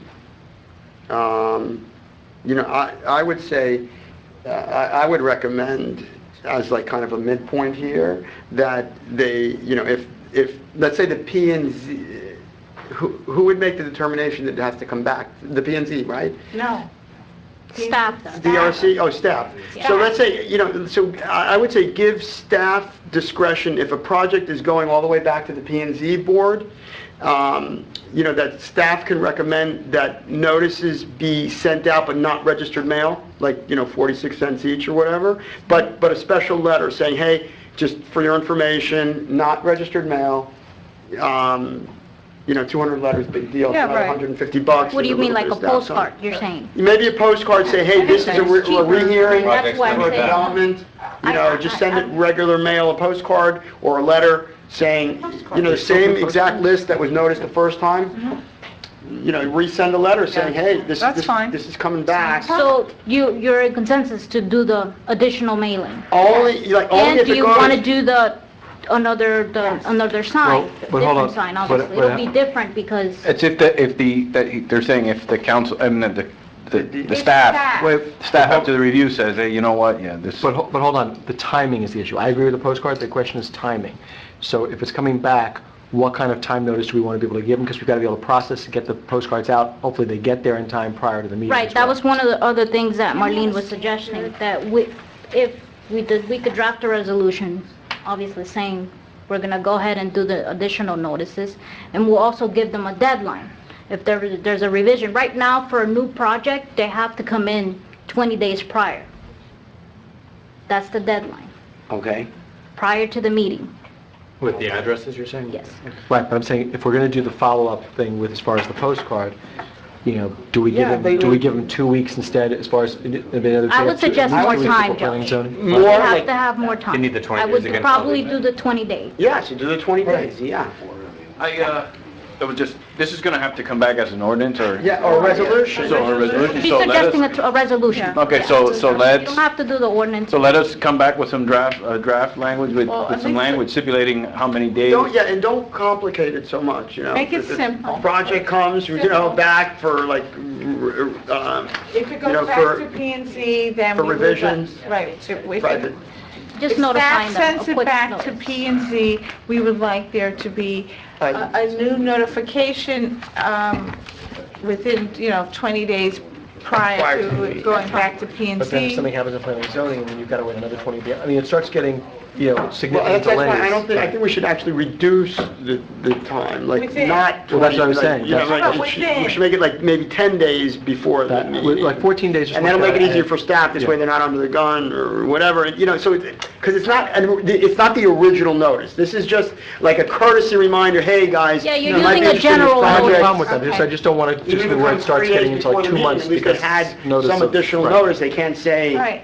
you know, they can't say that they got no We'll notice. draft a resolution and I'll bring it back to you if you want. Yeah, make it doable. Okay. Would you like to come?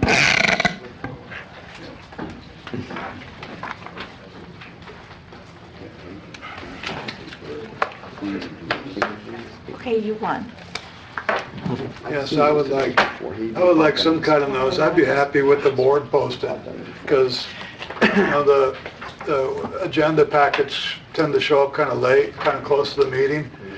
And I go, oh my God, the property across the street is back at the board. So it'd be nice if it was posted so I could see it. Or another time it was 3 lots down. So I would be happy with posting. That would be really nice.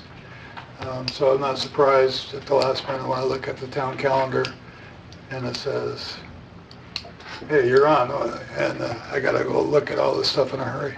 Okay. So we in response to that, the poster board, maybe we can have the developer pay for a sticker.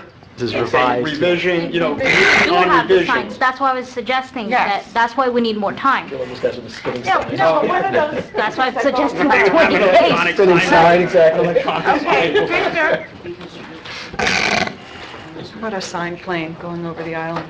Victor Meyer, 1155 103rd Street. It's very simple. If staff determines it needs to go back to P&Z, notice should go out to the property owners that were affected originally. A lot of times, these projects come back a year and a half, 2 years later, after they've already gone there. So it seems only fair that notice be done. And I think it's great that you all are going to do that we put up a sign on the property, revise, send the postcards to the same, people that you would otherwise, and I think we're good to go. There's no harm in letting people know what's going on. Thank you. Agreed. Thank you. Francis Newhut?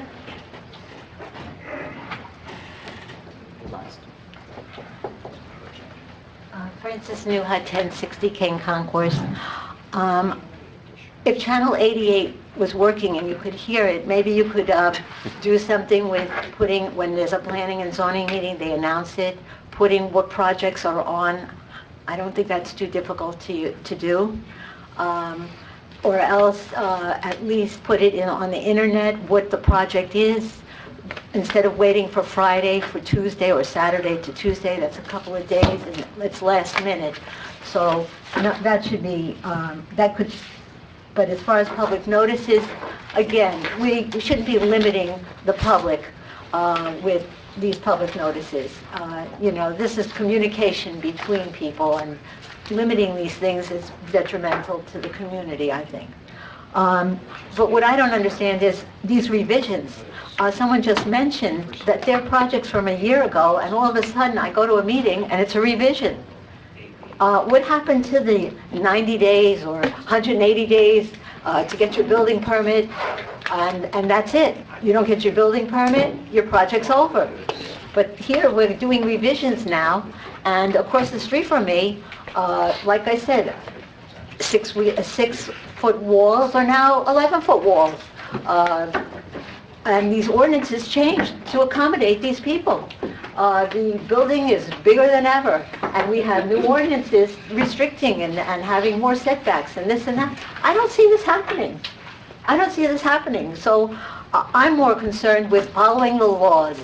And if somebody is coming back with a revision, they should have to go through the process. Thank you. Thank you.